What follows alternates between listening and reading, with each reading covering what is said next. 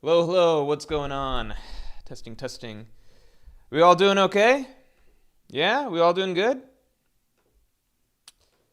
Yeah, yeah. All right, everybody. What is going on? On time as usual? Let's see. Let's see. Okay, let's get the stream lights up to 50 real quick. The Shaki being the treasure? I don't know. Okay. So, Shaki being the treasure. Shaki being the treasure. Here, let's take a look. So, I do.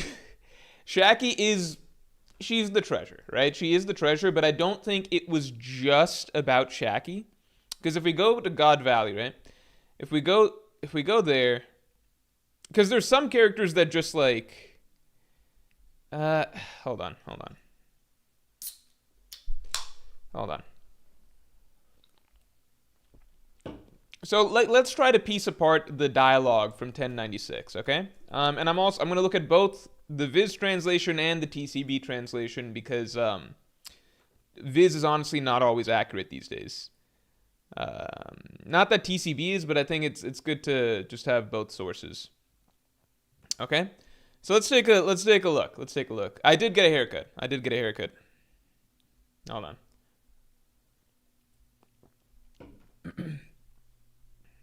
All right. Let's see. So,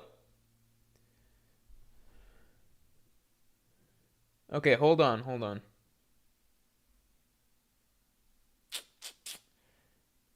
Yeah, okay. So, I think that uh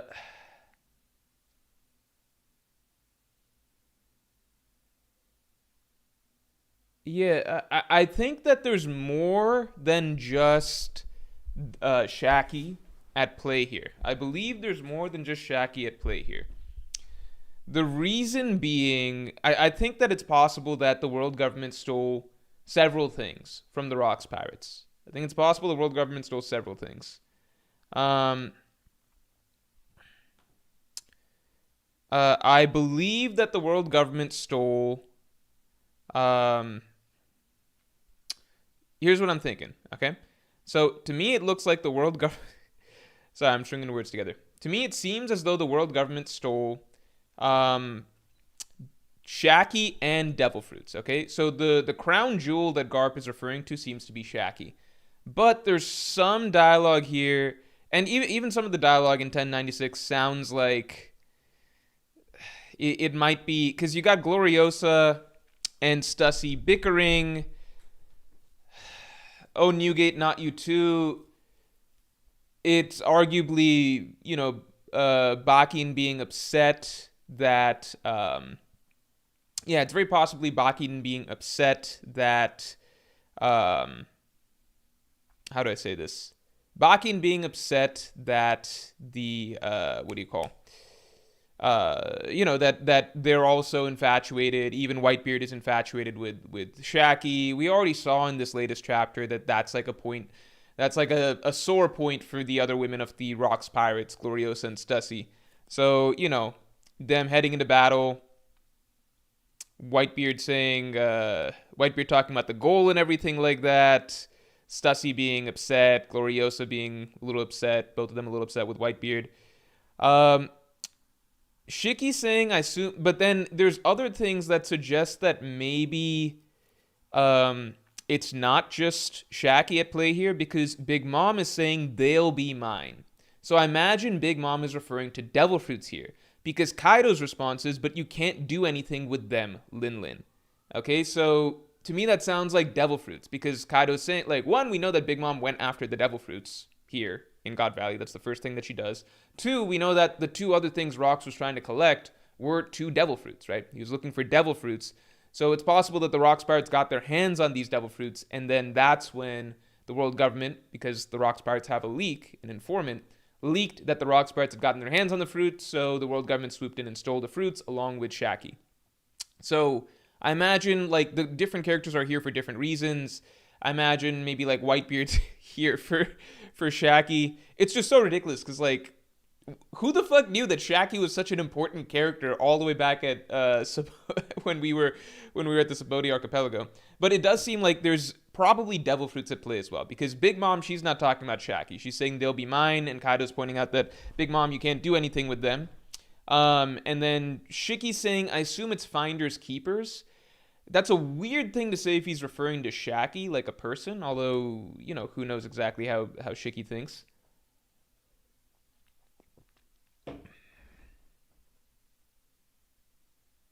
Yeah, I would guess that it's not just Shaki. I would guess that it's not just Shaki personally. But I do feel like that is I mean, that's established to have been the crown jewel that Garp is referring to there. So Shaki was stolen and Devil Fruits were stolen. Um,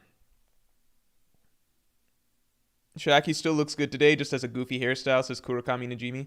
Yeah, so the funny thing to me, like this is always gonna be the funniest thing to me about like Oda's female character designs. I know that people will like diehard One Piece fans will argue forever, like, oh no, there's distinctions between his female character designs, yada yada. Like nobody's saying they're all exactly the same. They're not literally. It would be insane if they're all exactly the same. But there's not a ton of variety. He does have a particular way that he draws women, and the funniest thing that's kind of the simple signature point, like the clearest sign of like Oda's limited ability to draw different female character types is that when Oda needs to establish that one of his women is exceptionally beautiful, like supposed to be way more beautiful than all the other women, then Oda's go-to is he draws the little sparkly things around her, like little shiny sparkles around her in the air. That's Oda's go-to. That's what he does. That's like how you knew like Hiyori is beautiful, like exceptionally beautiful and stuff like that. That's how you know Shaki, like Gloriosa is obviously supposed to be very beautiful, but that's how you know that Shaki is like one up even more beautiful than Gloriosa because Shaki's got the sparkles. So the sparkles basically indicate like additional beauty because Oda's in his drawing repertoire, he can't actually vividly depict, like he can't actually clearly depict why one woman is supposed to be perceived as more beautiful than the other. So he goes with like, okay, the sparkles indicate that this is extra beautiful. It's almost like a little kid's way of drawing this sort of thing, which is like, this girl is pretty, this girl is pretty, this girl is pretty, this girl is supposed to be extra pretty, but she looks like all the other girls. Okay, I'll draw sparkles around her so then that way the reader knows that she's extra pretty. So I think that's just kind of funny. It just makes the whole thing a little bit more ridiculous because like in the first place, it's like, why are all these guys so like mind blown by Shaki specifically, right? When visually she doesn't look that crazy different than like a lot of other One Piece women who are also supposed to be attractive. And it's like, no, it was like the sparkles though. So now you understand that like there's some extra level of beauty. It's basically Oda instead of Oda being able to show through his artwork that this woman is significantly more beautiful than the others, he literally has to tell us through sparkles that like, no, you need to understand this is extra beautiful. All my women are beautiful. This one is extra beautiful. You know that because she's got, not because she's drawn that much differently, but because she's got the sparkles around her. So I think that's funny. It just plays into One Piece's like when One Piece has the art style that it does, which is ultimately a bit more cartoony, picture booky, right? That's just the best thing that Oda can do basically to indicate like another level of beauty. Because otherwise you line up like a bunch of Oda's women, it's like, well, what makes Shaki more beautiful than like Viola or something like that, or like Reiji or something? It's like, well, it's just the people's perceptions in story. Canonically, she's just supposed to be viewed as more beautiful, and the only way to establish that is just drawing like basically like the little kid version of like how to indicate that a character is prettier than other characters. So I think that's funny. It's just like, why is Shaki so special? It's like, oh, because Oda drew the sparkles around her. It's like, the sparkles. This is the hottest woman in One Piece. Also, side note, this would make Shaki, I guess, canonically the most beautiful woman that we've ever had, even compared to Hancock, because Shaki is the first character who we've had that Oda's pulled the shtick of like, oh, this woman is so beautiful before, yada yada, with like Hiyori, even Shirahoshi, obviously Bo Hancock, etc.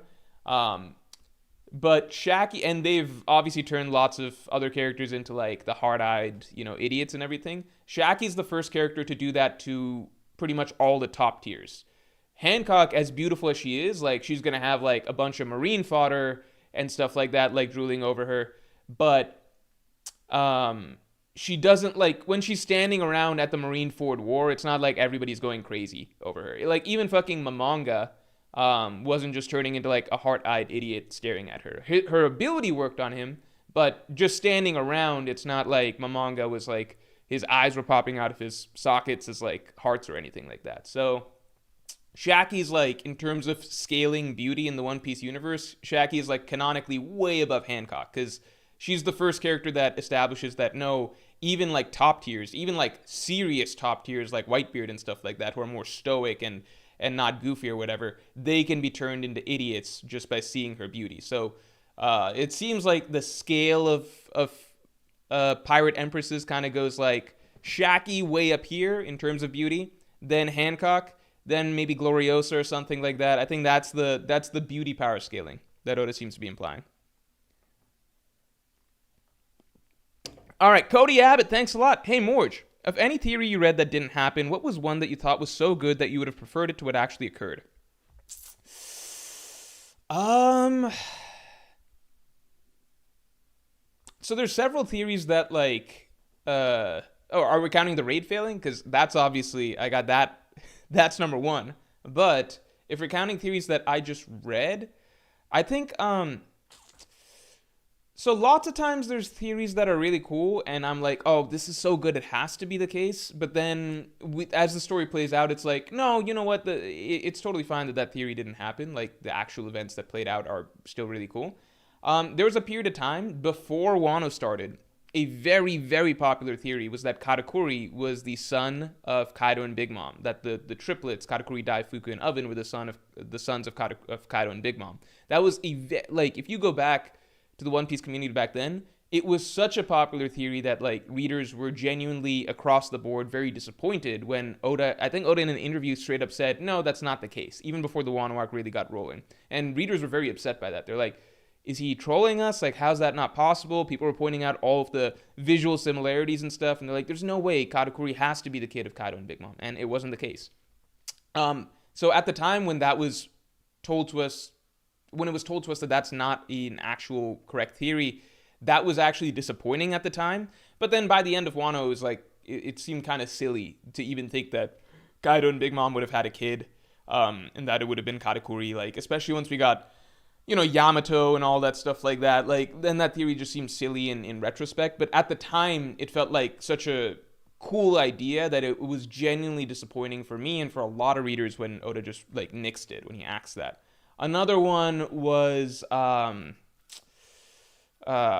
was it? Shanks being Rocks' son. Shanks being Rocks' son was a very, very popular theory for a long period of time. Like, to the point that it almost, like, a lot of people even had it as their headcanon, because it was just, like, so many pieces fit.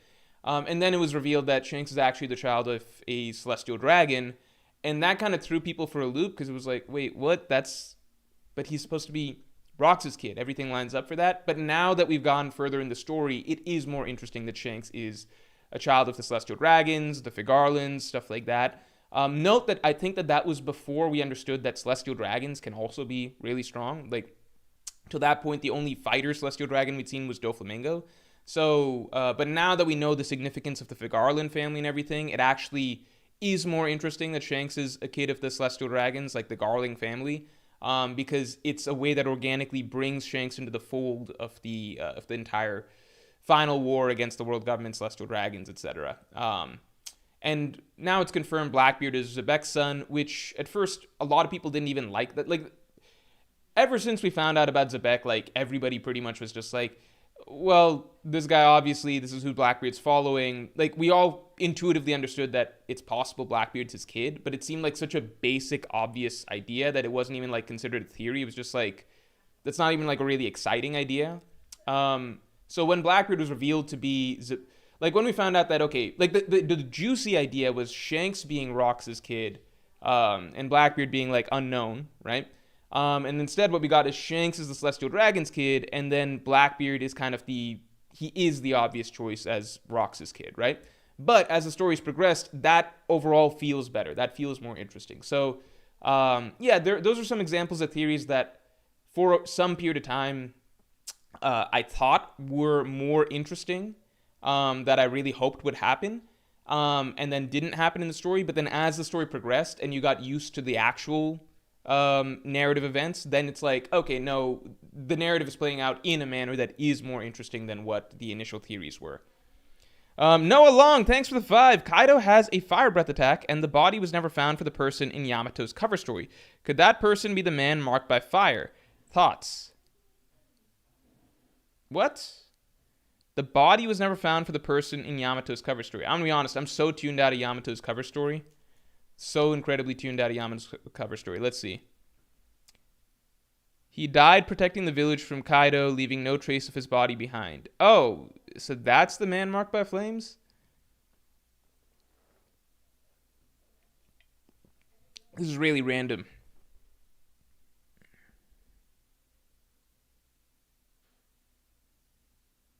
I don't know who this is. Yeah, maybe. That's an interesting idea. That might connect the whole thing. How would he have the final road poneglyph? I don't know. But that's an interesting idea. Also, let's get the streamlights up to 100 real quick.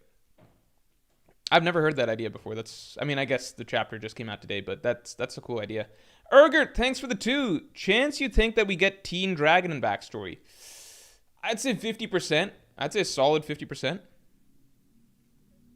Henchme976 says people are reading Yamato's cover story. I feel like it's going to be an important cover story. We know that Wano is going to continue to be a very important location in One Piece.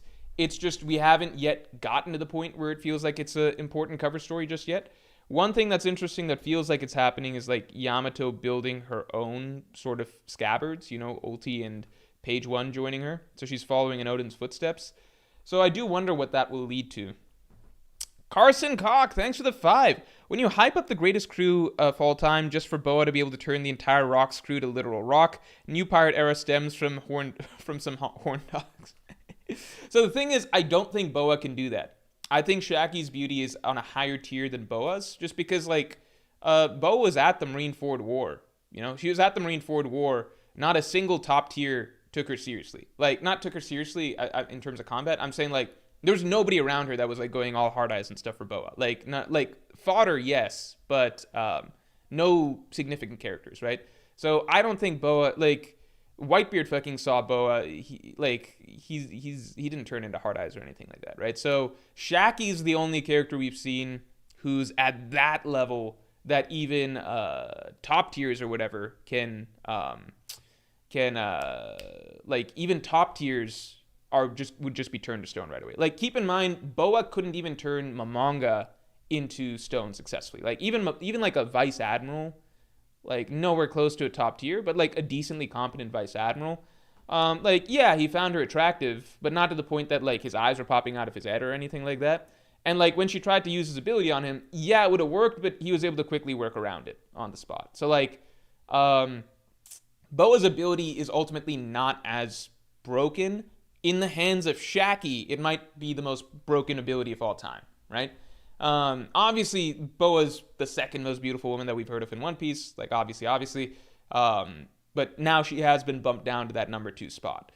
The one thing I'd say is we still don't know exactly how, because Law talks about how Haki counteracts Devil Fruit abilities, and that seems to be so it's possible that even if Shaki had Boa's fruit, it wouldn't just turn Rocks and Whitebeard and them to stone. I've seen some people argue that once they're turned to stone, they wouldn't be able to just undo it with Haki because they've already been turned to stone. But at the same time, it wouldn't necessarily have to be they need to undo it with Haki. If you go back to the Onigashima battle, Law talks about how he straight up can't even use his abilities on Kaido and Big Mom, his shambles abilities and stuff like that, because they've just got too much Haki in their body. So they're just right up front off the bat not affected by his Devil Fruit. So we don't know what the limits of the basically with Boa's fruit, we know several things, right? Which is one, Boa's not so beautiful that she can actually, like, she's got, like, top tiers falling over themselves for her, right? They're able to keep their composure. But two, just in terms of how the fruit works, there are clear workarounds. Like, if somebody like a vice admiral like Momonga is able to react on the fly and, like, make sure he doesn't get struck by it, then other top tiers are going to be able to do that too. And then more importantly, we don't even know if the fruit would work on characters who have strong enough haki. Because, like, again, it's just the way Oda's established it, like, for some reason, Law's fruit just straight up doesn't work on characters that have too much haki, right? So there's not really any rhyme or reason to it other than just, I think Oda just doesn't want Hack's abilities to be two hacks. So it's like the same way I'm like, I don't know if Sugar would necessarily, if she touched Kaido, if Kaido would just turn to stone. Or not turn to stone, turn into a toy or something like that. Because Oda's just kind of written it into the system that, like, well, if a character has too much haki, then, like, these Hack's Devil Fruit abilities don't work on them. So I don't know how that would interact with, like, Boa's ability. Like, if Shaki had Boa's fruit, and then, like, let's say Rock saw her, or Roger saw her, or, like, Prime Whitebeard or whatever saw her, would they, they'd still be doing the Heart Eyes thing, but would they then automatically turn to stone, or do they just have too much haki just passively in their body that it wouldn't work on them? We don't know. So I wonder if Oda will give us an answer at some point or another. But again, even if the haki thing isn't the answer, we've already seen from a manga that there's things that you can do to work around it,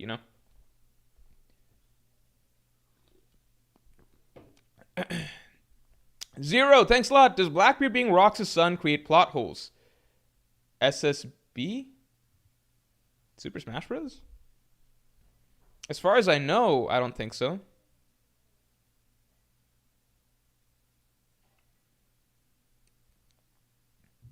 As far as I know, I don't know what plot holes. As far as I know, it doesn't create plot holes. I'm not sure. Meek, thanks for the 5. How would you rate the chapter on a scale from a 1 to best chapter of all time? What do you think the biggest implication is from this chapter? So I've started doing chapter ratings. Chapter ratings on things like what do you call?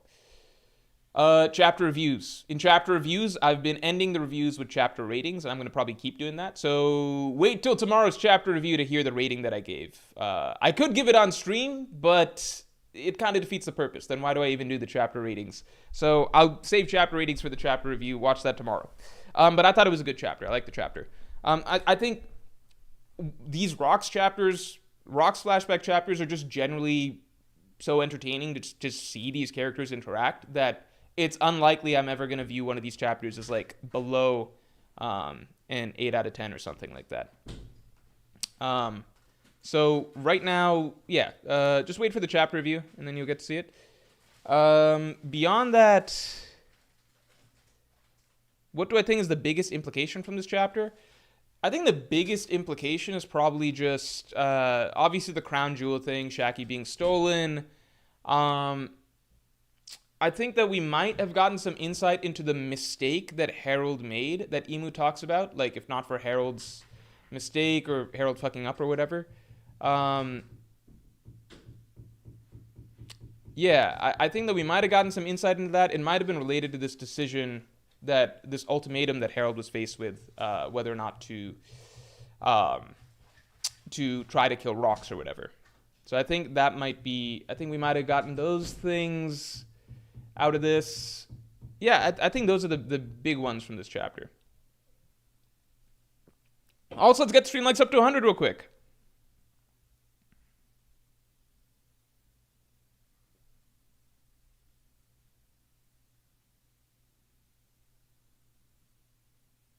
Cody Abbott, thanks for the 5. End of story, do you think Sanji will be Yonko or near level, Zoro Pirate King level or near, and Luffy Joy Boy level? If not, where do you think they'll land? So, that's a good question. I've talked about that in the past, okay? So, oh wait, sorry, Justin Holland, let me catch you first, my bad. Justin Holland, thanks for being a Pirate King tournament for 34 months. I hope you catch the Pirate King podcast that just came out. For those of you who don't know, the Pirate King podcast is my podcast that comes out once a month for my top tier patrons. Every week, I drop a weekly podcast for Yonko members, but the Pirate King members get a once a month podcast on top of that. And that's my longest podcast. This one was an hour and a half long. I answer every Pirate King member's question very, very in depth in a way that I wouldn't normally have time to do on stream. and answer everything from, questions about One Piece, other TV, anime, movies, manga, real life TV shows, personal life, all of that stuff, personal life to a degree. So yeah, if you want to check that out, consider joining at the Pirate King tier. And continuing on. So Justin Holland says, from Pirate King chat, what I feel and discuss with others that this will be the only giant flashback in Elbaf, while other flashbacks are mini ones, and who could be the next Shaki in your opinion? Okay, so Justin, I actually remember I just answered your question for the Pirate King podcast. So in the Pirate King podcast, Justin asked, do you think there'll be more flashbacks in over the course of Elbaf after this? Mini flashbacks, that's entirely possible. I mean, like the Senior Pink flashback, for example, that was essentially just like half a chapter's worth of pages that took place in the midst of a fight, right?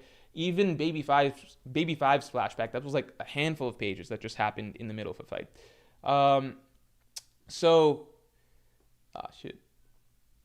never mind. So I think it's entirely possible that we get more mini flashbacks. I just don't know if Oda would stop to give us a full extended flashback.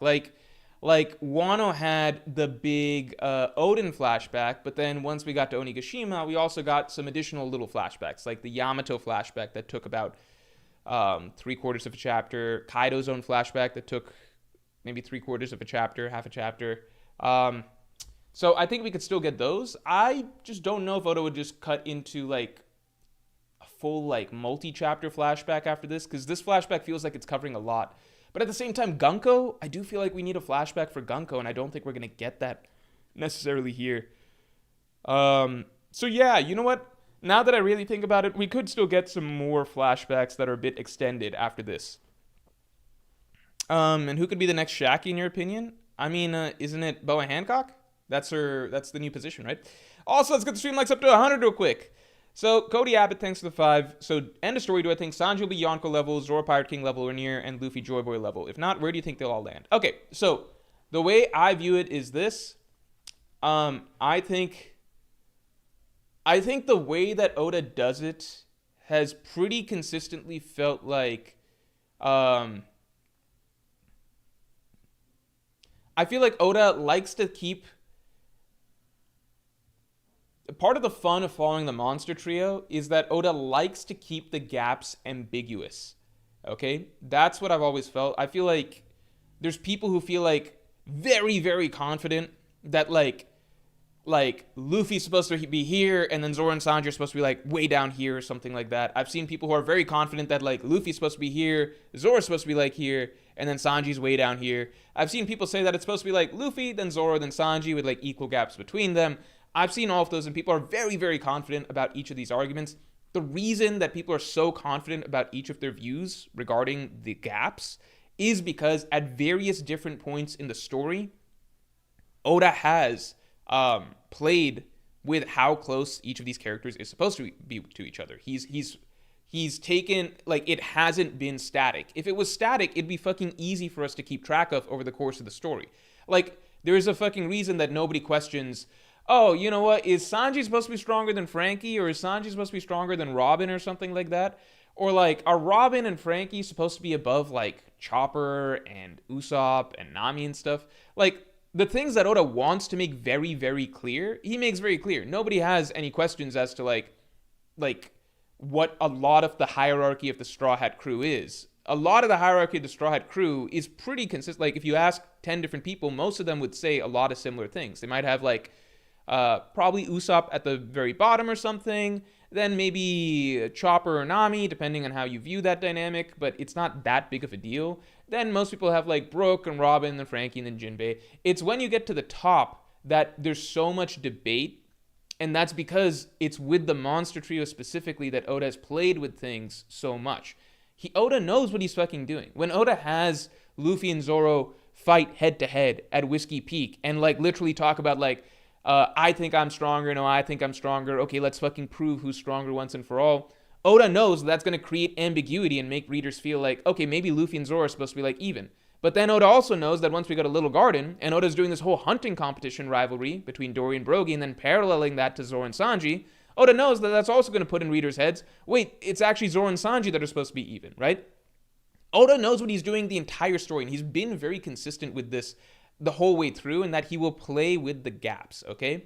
And like it's I feel like it's almost his way to give every fan base what they want. So for example, it's down to the point that like even within the context of the same arc, if you're reading Wano and you're reading the Rooftop, if you're reading the Rooftop just like with an unbiased perspective, straight up on the Rooftop for the first 10 chapters of the fight, it looks like in terms of feats, Luffy and Zoro are neck and neck. Like, it looks like they're on par with one another. They're both doing very comparable feats. You could argue Zoro's feats were even more impressive. You could argue up till Luffy unlocks Advanced Conquer Saki or whatever, right? So, like, right there in the most, like, epic section of Wano, right, to begin the fight, Oda's playing with the idea of, like, Luffy and Zoro actually being roughly comparable on the same level. But then you fast forward a little bit, and then Oda's really playing up the idea of wings. Like, he's got Luffy way up there fighting Kaido on a totally different level. And instead, the new thing that's being highlighted is the wings. Zoro and Sanji, Robin talking about the wings. You get that really cool scene where Zoro and Sanji both take on King and Queen at the same time. And then suddenly it's feeling like, okay, Luffy's way up there. He's the one on a totally different level. He's the one fighting Kaido 1v1. While Zoro and Sanji, that's like the actual dynamic. They're supposed to be equal to one another. They're fighting... they're the two wings. They're the ones fighting below, taking on King and Queen side by side, right? So you see what I'm saying? Like, even within the same arc, Oda will play with how he wants to portray what the dynamics and the gaps between the monster trio are, and he continuously does that. So anytime people feel like it's very static, and it's like, Luffy's always been here, Zoro's always been here, Sanji's always been here, or like Luffy always here, and Zoro Sanji always here, or Luffy and Zoro always here, Sanji here, like every variation, it's all been correct at one point or another in the story, and Oda will flip those things very frequently, okay? So with all of that being said, you're like, what answer do you want me to give, right?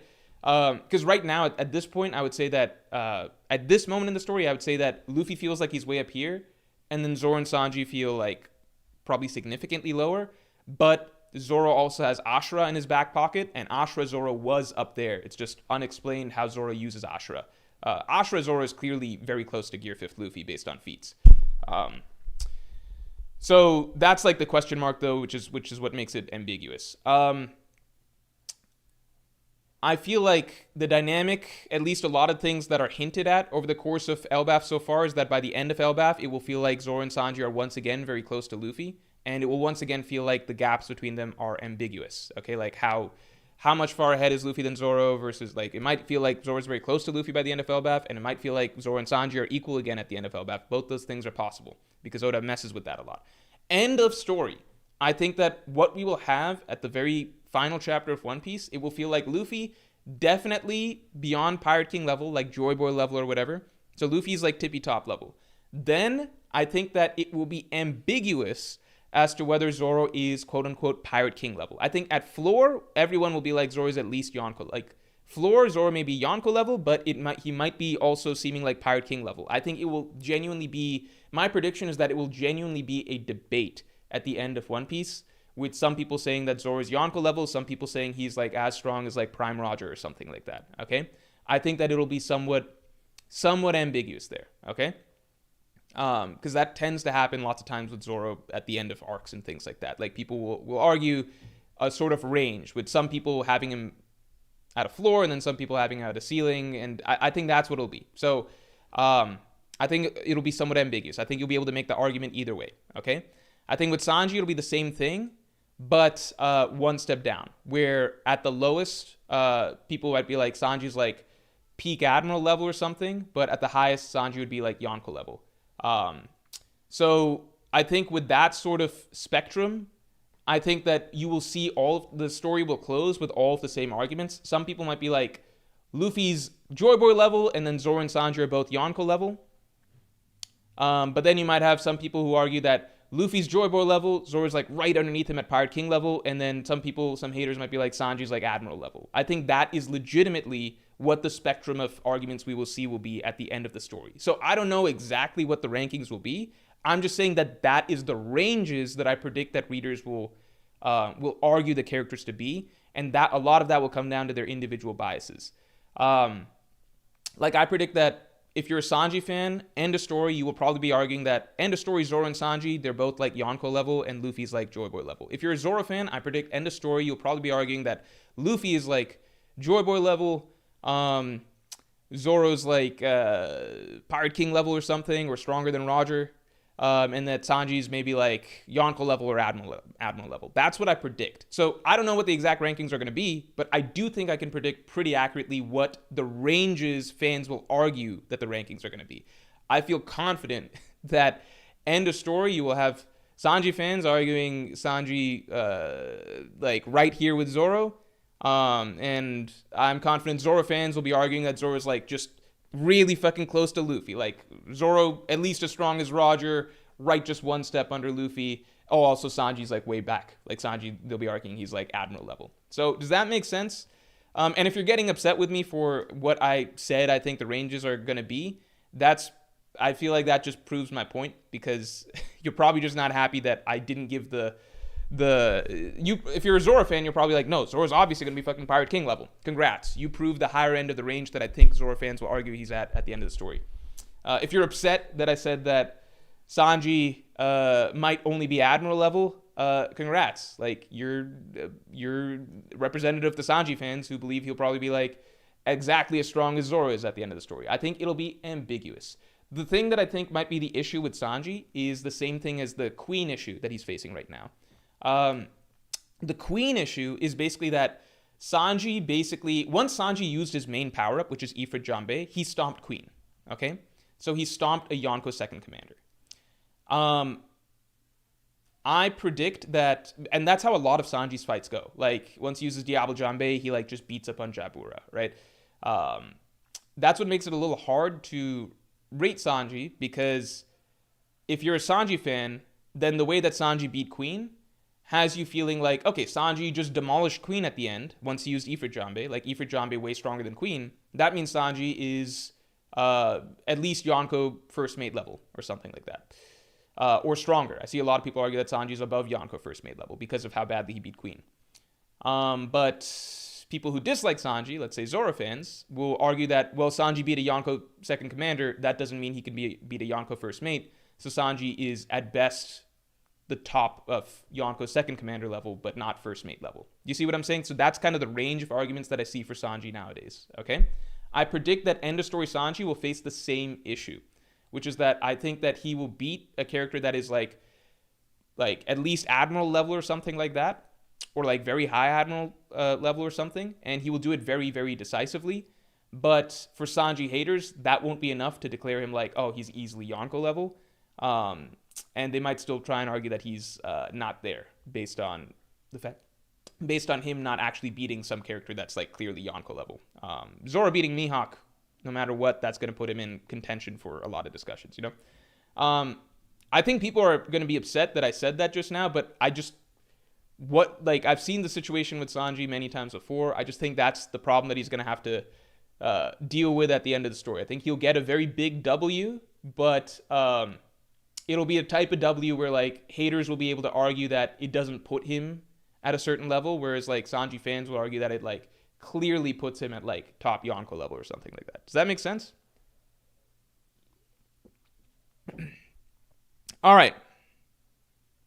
Mo says there should be an objective lens though. I mean, the problem is that this is all intentional. This is intentional by the author. Like I've literally just broken down, like he knows what he's doing. He knows what he's doing when he has back-to-back arcs where like from the beginning of the story he's been fucking with us with this. Like he does back-to-back. Whiskey Peak, Luffy versus Zoro, dead even. Next arc, Little Garden, Sanji Zoro hunting competition, dead even.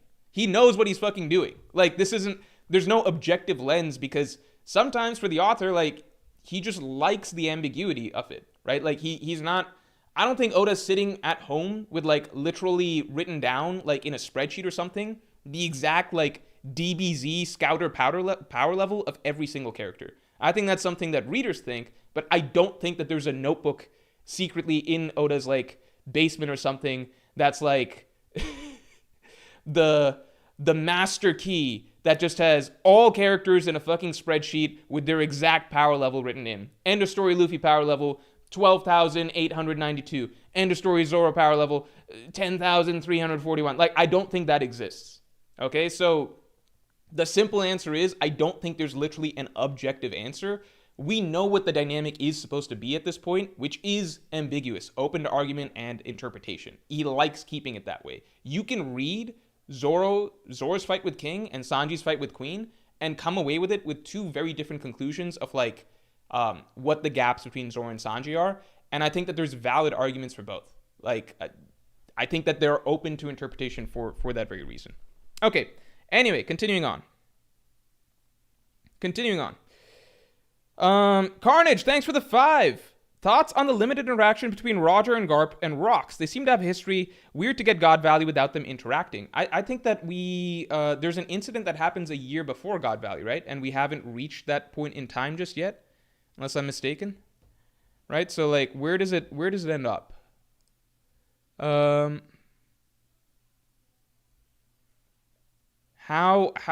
many years back is this at this point? 42 years ago, right? So we're still a bit away from God Valley. Also, let's look at the stream likes to 150 real quick. Also, it's time to discuss this. I'm sure many of you have observed the shirt that I'm wearing, and I'm sure that many of you are jealous right now.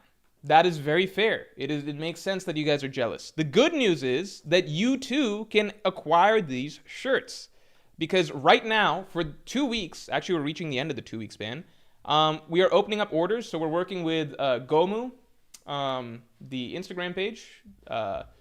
We're working with them to produce these shirts, and so we've got a window right now where these shirts are available to order. Yeah, just follow that link above, and if you want your t-shirt, we also have stickers of all the Luffy's gears and everything like that. But yeah, if you want the shirt, it comes in white, it comes in black. Black's my personal favorite. You've probably seen me wearing it in past streams. It comes in reddish orange. Yeah, just head on over to the site, get yours. It's only we're only producing it from August 8th through 22nd at the moment. So make sure you get yours in that span of time, and then beyond that, it's legitimately out of my hands, because this is not produced in-house by us. We're collaborating with Gomu for this. So if you want those shirts, then make sure to get them there. Yeah, pretty good, right? I don't think you've seen a shirt like this. All right, continuing on.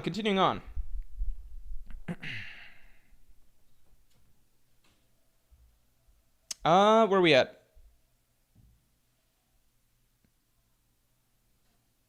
Oh my God, we got a lot to catch up on here. Hold on. Let me speed through. Let me move the pace up a little bit. Oh my God. Yeah, okay, we got some supers to catch up on.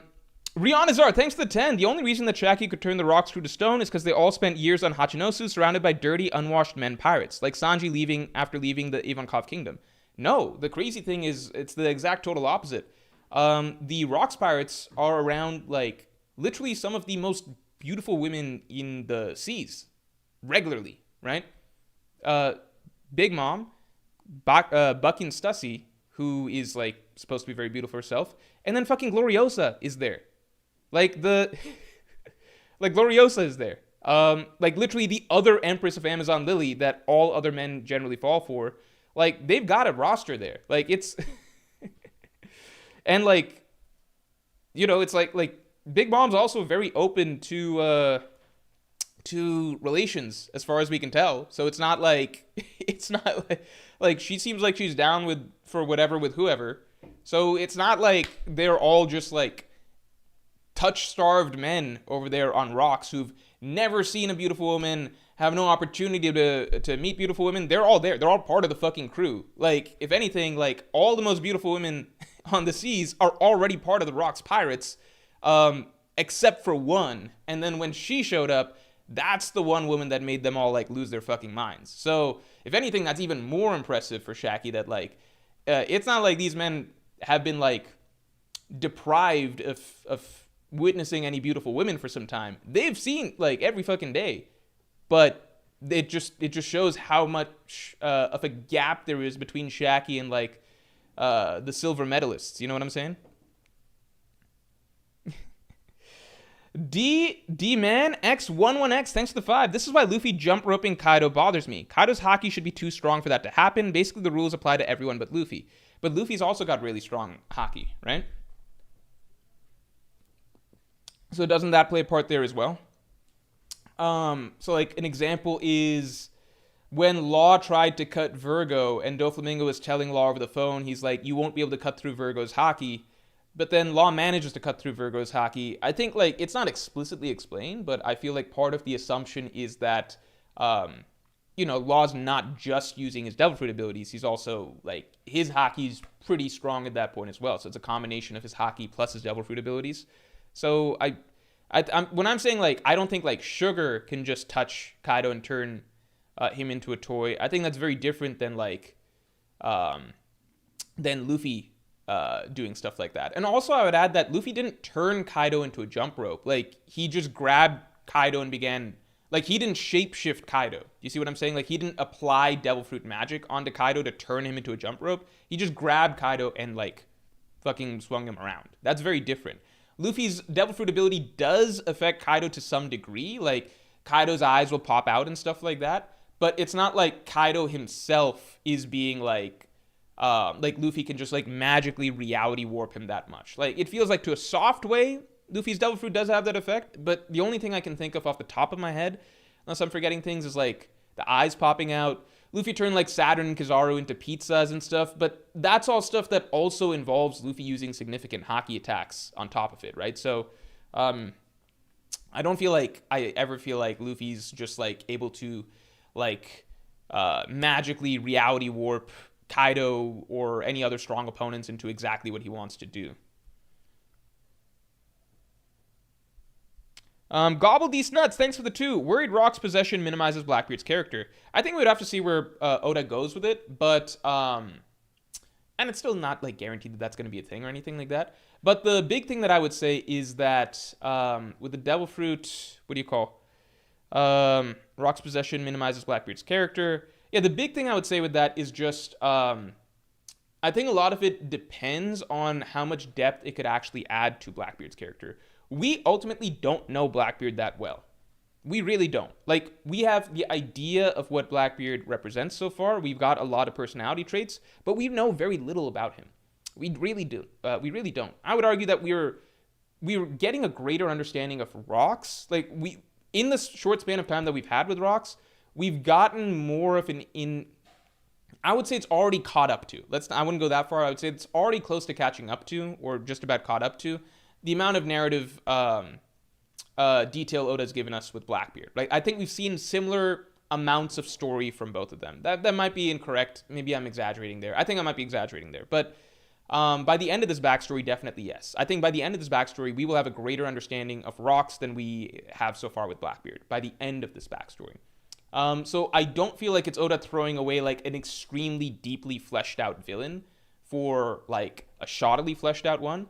I think Oda has given us some pieces of who Blackbeard is, and now he's really fleshing out Rocks, and Rocks will ultimately be a more fleshed out villain than Blackbeard, and then that can finally segue into us fully understanding Blackbeard and getting the truth, the full picture behind his character. Does that make sense? So I think it's more so the manner in which Oda's going about things that I feel is if he wants to turn Rocks into being somebody who possesses Blackbeard, and Blackbeard's got two alter egos, I think that we're still early enough in Blackbeard's development as a character that revelation would work. I don't feel like it would be Oda throwing away a fully formed character. I feel like Blackbeard is a character where we've very much seen the tip of the iceberg, and then this would essentially be filling in the gaps and explaining, giving us context as to maybe why Blackbeard was so sad as a child, like the things that he was suffering from, being used as a tool by his father, and then that can finally add greater weight to us fully understanding the rest of Blackbeard's character later. Does that make sense? I think we're at the right spot in the story for that to still happen, in my opinion. So, yeah, I think we'll wait and see. I think, if anything, this could add more depth and nuance to Blackbeard's character, and I don't think that it would just be throwing away Blackbeard as a villain for Rocks. I do think that both personas could make up the a more full spectrum for a final villain for Luffy, like a very interesting final villain. I've even seen some people argue that like there's a third soul in there, which would be the soul of Davy Jones from Joy Boy's era, which I don't know about that. That's like a whole other ball game that is a lot to piece apart. Jasper, thanks for the 10. Do you think there's a meaningful evolution in writing style from Odin in his flashbacks to Harold in this one? How do you think Harold will compare to the other tragic kings in the series by the end? I really like Harold. I really like Harold. Odin is tricky. I liked Odin's final moments. I felt like with Odin's flashback, he ended up taking a back seat to Roger and Whitebeard for a good portion of it. And I don't think I ever really truly cared for Odin's character until we got to the boiling scene. Whereas with Harold, it's not even supposed to be his flashback. He's kind of like a side character in it. But just every time we're cutting over to him, we're liking him more and more. He's the first character that we've really gotten who's like the strongest guy around, like Pirate King level or whatever. And he's really just interested in like peace and diplomacy and stuff. Like Shanks and Whitebeard are relatively pacifistic pirates, but they still fight and like they still use strength to control their territories and they still wield their swords and stuff like that. Harold for a long time, for like decades, was basically trying to just throw all of that away, like half a century, just turn everything peaceful, like give up his strength and just focus on diplomacy. Obviously, he recently cracked with that, but it's really cool that like he genuinely, like we haven't had a character quite like Harold just yet. So he's a very unique figure in One Piece. And we still haven't finished out his story. I'm not trying to compare Harold to Odin. I do like Harold quite a bit. If I were to say with Odin, yeah, again, it's the boiling stuff that really stuck with me for Odin. I feel like with Odin, we've seen a lot of his traits before in other characters, you know, like he wants to be free, he wants to go out to the sea and stuff like that. You know, like we've seen other traits of, I feel like we'd seen versions of Odin in other characters before. Harold, I guess you could say the same thing. Harold does give me Whitebeard vibes, but I think what's cool about Harold is that we've never had a king of a nation. Like, we're used to the kings of nations like Alabasta with Cobra, Riku, like those kings that really want peace, right? The peaceful, good kings of One Piece. We're used to them also being pretty weak, you know? Harold is a unique concept in that it's like, well, what if the king was just the strongest guy on the ocean? Like, literally ruled the ocean through strength for God knows how long. But then, despite being the strongest character, he realized the value of peace and just chose to put the stick away and just work with diplomacy, you know? I think that's a cool concept. It's like, what if Cobra was just the strongest guy on the ocean, but he chose to basically not fight in wars or like anything like that? You know, what if Riku was just way stronger than everybody else, but, you know, he still chooses to just be purely peaceful, diplomatic, never use violence? Again, Harold did crack this chapter, but that's after God knows how many decades of like really not trying to do that, and it was to protect other people. Like, I think I like Harold a lot. I'm not trying to compare him to Odin. Like, I like Odin as a character as well. It also reminds me, I want to quickly update our favorite characters rankings. Here we go. Hold on. Here we go. I do really like Harold, now the more that I think about it. Updating our favorite character rankings. I think I'm going to go ahead and I'm actually going to put Harold in the... I think I'm going to go ahead and put Harold in the number 2 spot. And we've got some new characters we want to add, right? So I want to throw Shiki in here somewhere. Because Shiki, we already knew Shiki. Like, it's supposed to be characters that we don't know that well before Elbaf. I don't think we knew Shiki. No, we knew Shiki. Like, we got Chapter 0, and we got a full movie written by Oda.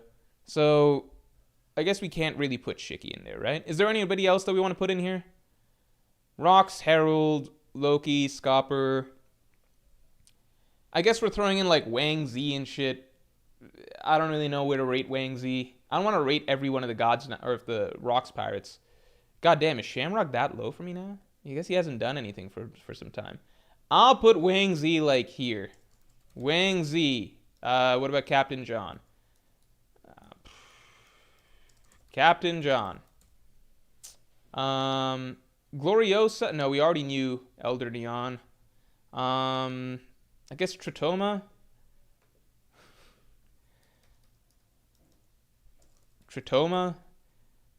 Who else? I think that's... Yeah, I think I got that.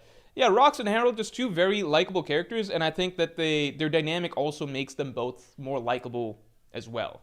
You know, like just the fact that they their dynamic, their friendship with one another also adds to what I liked about both of their characters. Continuing on. Derboppler, thanks for being a Yonko tier member for 8 months, man. On your last video, why would Blackbeard be so linked to the number 3 if there are 2 souls in him? Is the third one Davy Jones, or will it be Loki or Emu? Yeah, that's a great question. I do feel like, so here's what I think right now. I think Davy Jones is definitely an option. I think the other thing I'm thinking is like, so Rocks wants 2 fruits, right? Rocks wants 2 fruits. We've learned that one of those fruits is not the Guruguru no Mi, because Whitebeard had the Guruguru no Mi at the time, okay? Blackbeard now has the Guruguru no Mi and the Yami Yami no Mi. If we assume, let's assume, just for the sake of argument, that one of the fruits that Rocks wanted was the Yami Yami no Mi, then that means that there's still one more fruit out there that Rocks felt was necessary for their plan, and that's the fruit that he wanted Herald to eat. Now, that might be the Nika fruit, but that's odd because it's just like, does Herald perfectly fit the Nika fruit? I wouldn't think about that when I see Herald. He's not exactly the joking, goofy type. So I feel like it might be a different I think it might be the alternate version of the Nika fruit that I've talked about in past videos, or it could just be a totally different fruit that we don't understand just yet. Maybe, yeah, like, so I think that it's still possible that there's a third fruit that Rock/Blackbeard eats, but in that case, would that mean that there's a third spirit inside, or soul inside Blackbeard? I don't know. What we do know is that right now Blackbeard is in possession of at least one fruit, the Guruguru no Mi, that wasn't even part of Rox's original plan. Zero, thanks a lot. SCB, why Emu allowed Blackbeard to become a Shichibukai? Oh, Shichibukai. What was your original question? Let me see. Trying to see. Does Blackbeard being Rox's son create plot holes like joining the Shichibukai? I don't think Emu knew I don't think people knew Blackbeard's history, right? Before he became a Shichibukai. He was a nobody. They were even confused as to who Marshall D. Teach was. Also, let's get the stream likes up to 200 real quick. BFJ97, thanks for the 5. Just got here. Wondering how you feel about Shaki being the treasure of Pirate Island. I think it's kind of, well, so rereading 1096, I think that there are multiple things that were stolen. I think there's heavy implications that it's at least also devil fruits that were stolen. So the God Valley incident, I think, was over multiple things. My guess right now is that what happened is, my guess is that Rox got his hands on the 2 devil fruits that he wanted. As soon as he did that, the Marine informant, whoever the leak is inside the Rox Pirates that was established this chapter, told the Marines that, hey, Rox just got the goods. We need to do a quick raid on Pirate Island and steal that shit now. Raid was performed on Pirate Island. They took the devil fruits, but they also took Shaki because why wouldn't they? Obviously, Shaki would be exactly what, you know, she's a wanted pirate. That was established, like a very wanted pirate. And also, the Celestial Dragons would probably really like to have Shaki, right? So I think 1, maybe 2 devil fruits were stolen, and I think Shaki was stolen. So it's a combination of factors that led to God Valley. That's my thought at the moment. So I'm not going to jump on like, oh, God Valley was all about Shaki or whatever. I think she was a big part of it, though. Marco Saint, thanks a lot. Since Rox went to God Valley to get back the crown jewel of Hachinosu, how do you feel about the fact that Rox's grand plan got fucked because he was simping? Again, I think my last answer explains a little bit of that as well. I think that there was more than just Shaki that was stolen. I imagine Shaki, the crown jewel of Hachinosu, being stolen was probably the hubbub that made the newspapers and everything like that. Because the devil fruit aspect, the world government's not gonna, like, that's not gonna make it to the headlines or whatever. But if you just go back and read 1096, like, the way characters are talking, it sounds like Shaki is obviously part of it, but Big Mom is not talking about Shaki. She's clearly talking about, like, I'm going to steal them back or whatever, right? And Kaido's talking about, like, you can't even use them. Like, they're referring to devil fruits there, too. So I believe at the moment it's multiple factors at play. Prophet Glutton, thanks for the 5. What enemy will Sanji fight that's... I wonder if Shaki was maybe the reason that drove... Maybe Shaki... Oh, you know what? Now I'm thinking about it. I'm like... But if it was devil fruits, then why make a big deal of Shaki, the crown jewel, being stolen? I wonder if it's because if Shaki was more important to get the Roger pirates involved. You see what I'm saying? Because Oda also needs a strong impetus for the Roger pirates to charge into God Valley and want to fight over stuff, you know? Roger was infatuated with Shaki, you know, so was Gaban, right?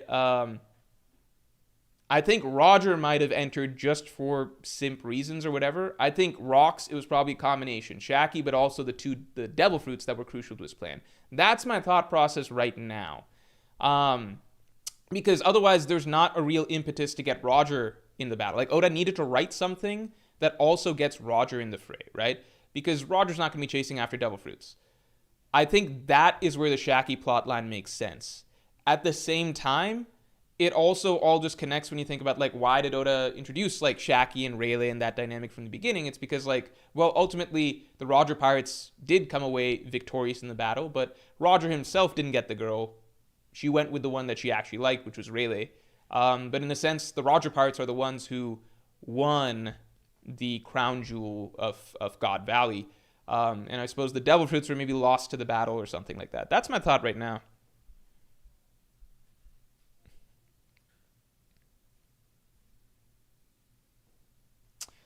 Prophet Glutton, thanks for the 5. What enemy will Sanji fight that's comparable to end of story fully matured S-Hawk? That thing will clearly be more powerful than Shanks.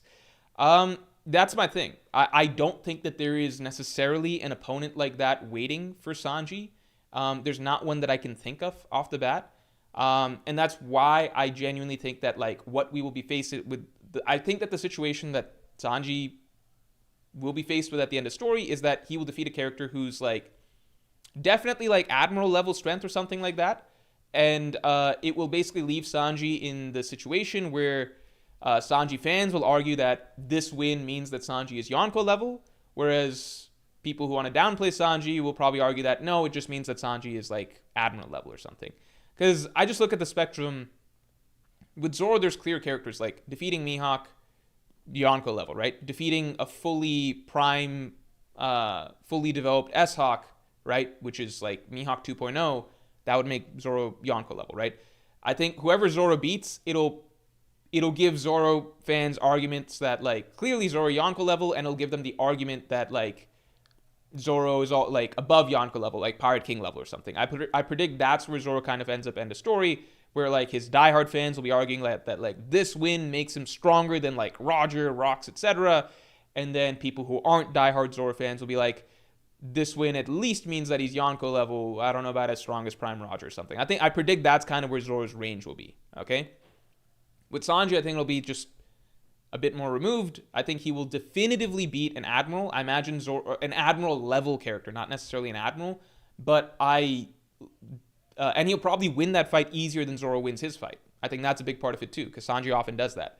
But I think it'll put Sanji in that same position he is now, where it's like, okay, does definitively beating a second commander like that mean that Sanji is first mate level or above first mate level? Or does it just mean that he's, like, at the top of second commanders, but would still lose to first mates? That's the same dilemma or arguments that Sanji fans have right now.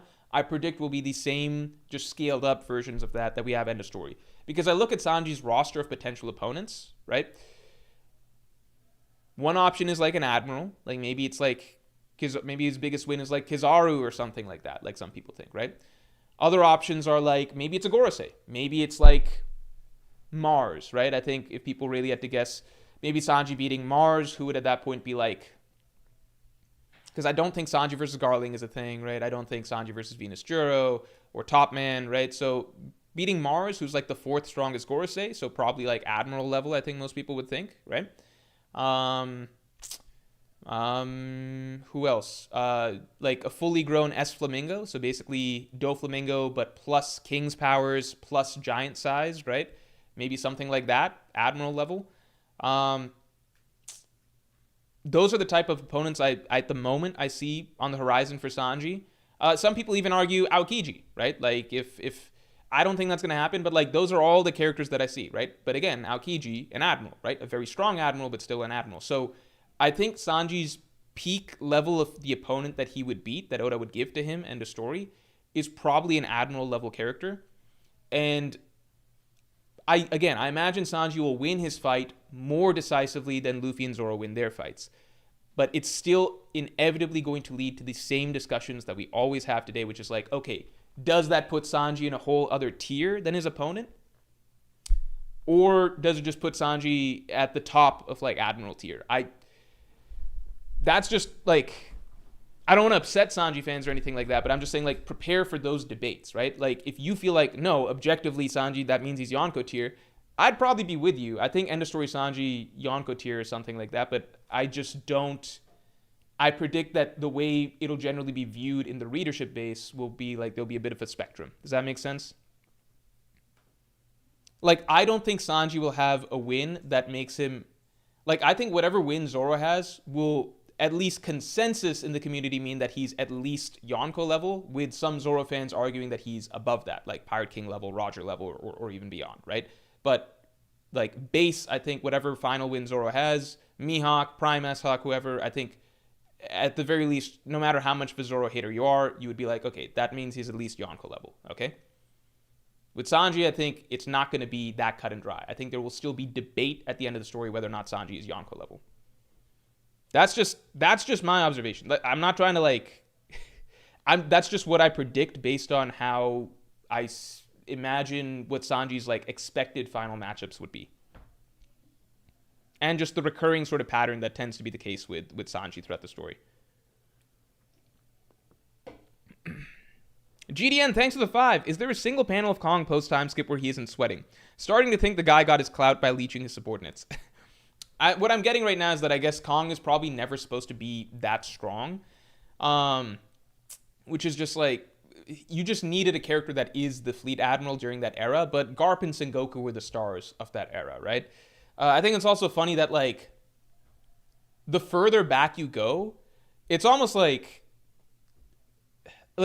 with Sengoku and Kong, you can almost see, like, a slow uptick in terms of, like, their confidence and, like, how much respect they try to demand as their rank goes up. Because if you go the furthest back, right? If you go the furthest back, like, at this point in time in the story, 1157, Garp is clearly the strongest Marine, right?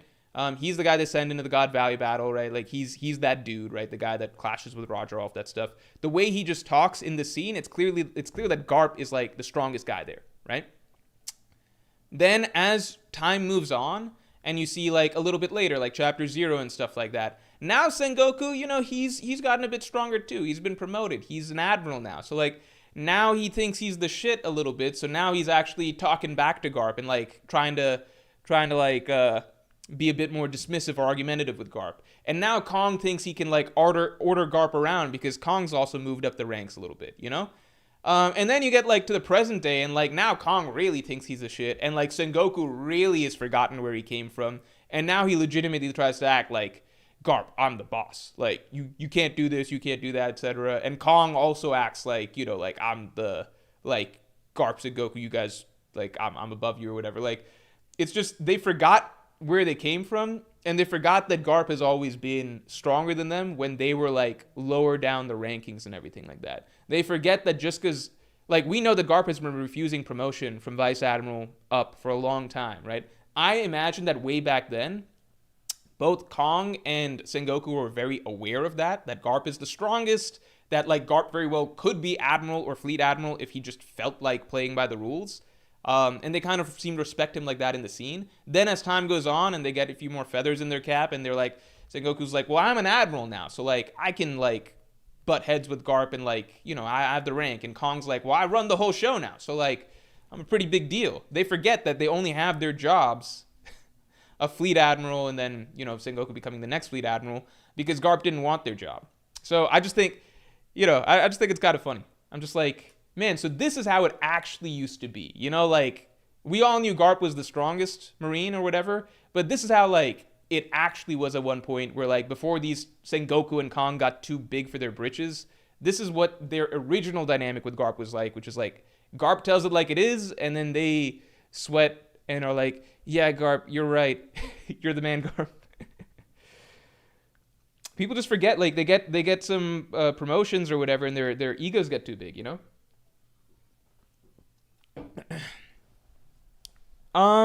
Julian Reed, thanks a lot for the 5. The fact that we're in a Rock /God Valley /Emu flashback and people are still extremely eager to get back to the current story is a testament to Oda's writing. I didn't know people are eager to get back to the current story. I didn't know that. Yeah, I didn't know that that's a thing. I mean, I'm down to ride this flashback out for a while. Angel Rees, thanks for the 10. I meant to donate this during your best ship streams. If we ever get another Klabauterman in the story, it should be Kid's ship. His SBS backstory shows love to the Victoria Punk.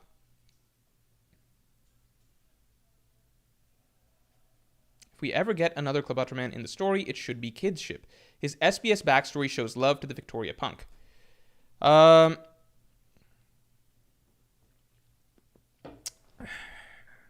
That makes sense, but I just don't think Kid's like significant enough of a character for that to happen. But that's a good point.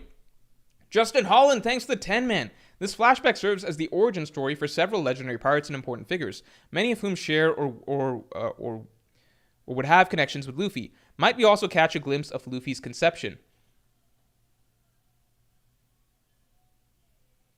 The phrasing on that is funny, but I think that seeing Dragon and, I mean, some people have been speculating Tritoma getting together. I think that's entirely possible. Luffy isn't born for many, many years, though. But the flashback would probably extend all the way to Loki and Harold, like Loki killing Harold, so it would take us into the timeline where Luffy was born. So yeah, you might be right. It might be possible. Maybe this is where we learn about Luffy's origins. Isis1155, thanks for being a Yonko tier member for 23 months, man. Theory, Emu is not on the authority chip. Blackbeard will use Seraphim plus his own power to beat Emu. Yeah, I do think that. Well, I don't know if he'll use the Seraphim to beat Emu or something like that. I do think that the Seraphim, like, I think once Blackbeard takes control of the Seraphim, it'll be hard to wrest control from him back. Drinkwater, Peg D's leg, thanks for the 20. Do you think Zoro needs at least one Blackblade going into duel against Mihawk? The duel is a draw, but then Zoro would go on to forge another Blackblade, making him greater than Mihawk indirectly, perhaps. I don't know about that. I don't personally like that, like the duel ending in a draw. That's me personally. Maybe it happens. My personal feeling is that Zoro begins the duel with Mihawk. His blades aren't black. He finishes the duel with the Mihawk, wins, now has the title World's Strongest Swordsman. Duel ends. Mihawk falls or whatever, right? Zoro's still standing. And Zoro's swords don't turn back to white. Like, they stay the same color. That's my prediction right now. I think that that feels like the crowning achievement moment. Like, when the moment that Zoro beats Mihawk and becomes the world's strongest swordsman, it would be narratively symbolized by that being the moment that Zoro's swords, like, they're never turning back to normal again. Now they're permanently black. Like, that's the moment that Zoro joins the ranks of Ryuma, Mihawk, and now him as, like, these legendary swordsmen. That's my prediction, personally. Pasty Cash, I think that's the most dramatic way it could happen. Pasty Cash, thanks for the 2. Sanji will never get Conqueror's Haki. He won't be Yonko level. I think regardless of whether or not Sanji gets Conqueror's Haki, which is up for debate, I think that even if he doesn't get Conqueror's Haki, I think Oda will do enough with, like, Germa stuff or, like, Sanji's own abilities or whatever, that end of story, there will be fair arguments for him being Yonko level. Grizzly Adams, thanks for being a Pirate King tier member for 24 months. This is kind of why I feel like a Shanks surrogate in Shamrock for Zoro to clear up any fraud debate, and an Admiral who gets an extra God's Knights buff in Green Bull for Sanji are solid final opponents for them. See, even if Green Bull gets a God's Knight buff and Sanji beats him, I think we will still be left with the same debate of whether or not that makes Sanji Yonko level now. I don't see that changing. I think even if you said, guys, what if Green Bull also had, like, God Knight abilities? Does that make him Yonko level, like, equal to Kaido and Big Mom and shit? I think a lot of people would be like, I don't know about that. Sanji beating him might put like, depending on how Sanji wins the fight, could put Sanji in the debate, but I think there will always be a debate there, because I don't think Sanji is going to... Can someone throw examples? Like, I don't think there's an opponent that I see, a matchup that I see, end of story for Sanji, that the opponent would be clearly Yonko level. I still don't think Zoro's fighting Shamrock necessarily, because Zoro has so many other options, and, like, Shamrock has other characters that he could fight that, like, I think might be more narratively fitting, like Shanks, for example, but even, like, Loki or something like that. Hell, even Luffy. Type 35, thanks for the 5. I bet in the next chapter, Roger goes to Pirate Island and fights Rocks over Shaki, and this starts their beef. Ooh, that could be interesting. That could be interesting. And then that explains the year ago thing that Roger made the comment about, and then it translates into like why Roger's charging into the God Valley incident. I think that could make sense. Denzel Franklin, thanks for the 10. I predicted that Tritoma will pass from lovesickness, not from Dragon, but of a motherly love for Luffy and not being able to raise him. Oh, that's beautiful. But couldn't she raise him? Why wouldn't she be able to raise him? I guess it's really hard to, because she wouldn't be allowed back on Amazon Lily, and it's really hard to find a safe place if you just like retire as a Kuja Empress, because like Shaki kind of retired and she had to shack up, at like the world's most dangerous pirate island to be safe from the Marines. So that kind of makes sense. But at the same time, it's like, man, there's so many Revolutionary Army members who managed to stay safe, but then Ginny got captured and stuff, so it's complicated, yeah. United Battlers Association, thanks for the 10. Boa upscale, top tier, not asexual. Shaki greater, but still second hottest. Fruit works on any attraction. Blackbeard said he couldn't let her go or he would be turned to stone. Can't see him fearing first commander. Glass cannon. I don't think it's Boa upscale because what has to be shown is that Boa is able to sway top tier characters like that. Boa is canonically not as beautiful as Shaki because Boa was at Marineford, surrounded by like all the fucking most powerful and also stoic and serious characters. She was not making their eyes pop out of their head like that, okay? Their hearts pop out of their chest. She didn't even do that. She didn't even have that effect on fucking Momonga, like a random vice admiral. So Boa is still, if we're power scaling beauty in the One Piece world, Boa is basically at the level where like random fodder will have like their eyes popping out of their head for her or whatever. And characters like Sanji and Brook, like who are already very, predisposed to simping for women, will have that effect. But like any actually serious characters, they don't act like that around her. Whereas Shaki, it's everybody, literally everybody who's not named Rayleigh. Like doesn't matter how strong you are, whoever. She'd definitely have Imu doing it because we know how Imu feels about Lily. Now that doesn't mean that Boa's ability wouldn't work on other characters, right? Because, as we saw, even though Momonga didn't have his hearts popping out of his eyes, Boa's ability would have worked on Momonga, right? Even though Blackbeard didn't have his hearts popping out of his eyes, Boa's ability would have worked on Blackbeard. But at the same time, Momonga and Blackbeard both show the reverse part of this, which is like, you can just get around Hancock's ability, right? If Hancock wasn't even able to turn Momonga into stone, like even Vice Admiral Momonga, who's like way nowhere close to as like fast or observation hockey capable as like a top tier, if even he was able to react in time to make sure that he doesn't get affected by her ability, like she's not gonna be turning admirals and Yonko left and right into stone. That's just not happening. If it doesn't work on fucking Momonga and he's able to get around it, it's just not happening. Like Blackbeard, he said if you let her go, then she'd be able to use her ability. But at the same time, Blackbeard was able to snatch her before she used her ability, right? So I don't think any of this is Boa upscale because Shaki's beauty is not the same as Boa's beauty. Shaki's beauty is way, way, way high. Like Shaki is to Boa like, I don't even know what the gap is huge, right? The gap is just huge because Boa just didn't, like, nobody was simping over her like that at Marineford. Like, nobody, right? Whereas Shaki strolls into Rocks' God Valley or whatever, and, like, prime Whitebeard, prime Shiki, prime Rocks, everybody, fucking prime Roger, everybody fucking falling head over heels over her, right? There's just huge gaps in levels to this. Whitebeard fucking saw Boa Hancock, and he didn't have any reaction, right? Like, there's just, Boa Hancock's not close to Shaki in terms of beauty, is what's basically been established, but Bo's the most beautiful right now. Bo's probably above Gloriosa, so I'm not trying to knock her like that, but that's just what it seems like in the story so far.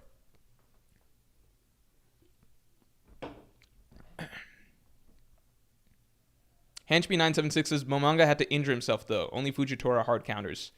Yeah, I'm not saying that's like a hard count, like, but I'm saying Momonga's really low. So even if Vice Admiral can work around it, then that's, like, other characters are going to have no problem.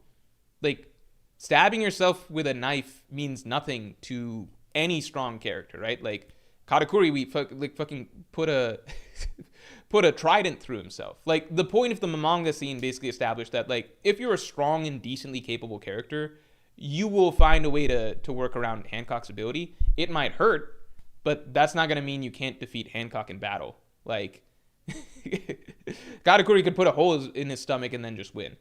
I don't know. What we still need to see from Boa is basically how strong is she in straight combat. She might be stronger than Katakuri in straight combat. That's a different discussion.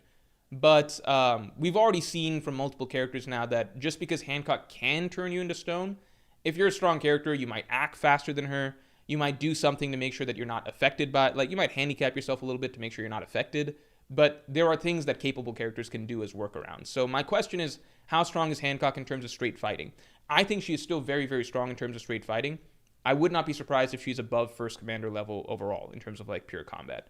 I'm just saying that, like, this scene has no bearing on Hancock's abilities. It has no correlation. Shaki is a different tier of beauty than Hancock. Henchme976, thanks for joining the Yonko. I appreciate it. Meek, thanks for the 5. Assuming Rocks is in Teach in a medium-like manga, how could Oda show interactions/conflicts between them? Would it not just be through monologue? Yeah, maybe it's just through monologue. I don't know.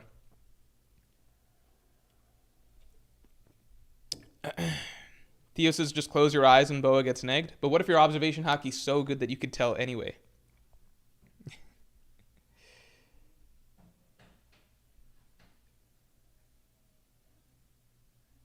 Henchme976 says, yes, but needing to sustain damage to avoid the insta-defeat is a big disadvantage when it comes down to a melee. Yeah, but our argument, we're talking about, like, top tiers and stuff like that.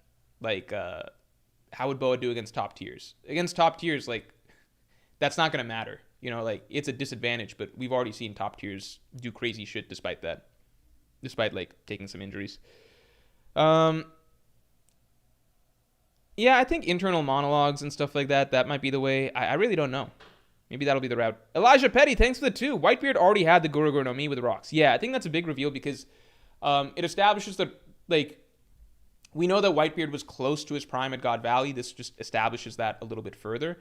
And then on top of that, it establishes that the Guru no Mi is not one of the 2 fruits that Rocks is looking for. So that narrows things down to, I would say, the Yami Yami no Mi, the Ope Ope no Mi, the Nika fruit, and then finally the unknown fruit of Elbaf. The problem is the unknown fruit of Elbaf might just also be the Nika fruit, but I have my doubts about that because it's like, why did Rocks want Herald to eat that fruit then? Because Herald just doesn't fit the Nika fruit as far as we can tell, unless it's like the dark version of the Nika fruit like I've talked about in past videos. Also, let's get the stream likes up to 200 real quick because we're almost there. Marco Saint, thanks a lot. BTW, in the English translations were working with unknown information. In the Japanese, pronouns aren't used. Maybe Big Mom was talking about Shaki, but Kaido said she can't use her because she can't make a baby with her. That's a good point. That's a really good point. I didn't think about that. That's a very good point. The thing is, Big Mom also immediately goes after devil fruits, so I feel like that makes sense. Yeah, maybe that's the case. You might be right. Maybe it was just Shaki. Carson Cock, thanks for the 5. Shaki's world government cover-up for the Nika fruit can't advertise Nika in newspaper. I think Roger joined to get a lick back on Rocks for an event we see soon. Yeah, I think I still personally feel like devil fruits were involved. But the one that made headlines is Shaki being stolen. And then that's why the crown jewel is what's talked about. I do think that Roger, like, maybe Roger came just to get a rematch with Rocks or something like that. But I also wouldn't be surprised if Roger came specifically to get Shaki. Rihanna Zar, thanks for the 5. When Smoker's soul was switched with Tashigi on Punk Hazard and the smoke fruit stayed in his body, how does that impact the Rocks in Blackbeard body theory? Yeah, it stayed in his body, right? That doesn't change that much, right? Because Rocks wants the fruits that, like, Rocks himself, his original body didn't have any devil fruits as far as we can tell. He was just a hockey user. And now Blackbeard's body has 2 really powerful devil fruits.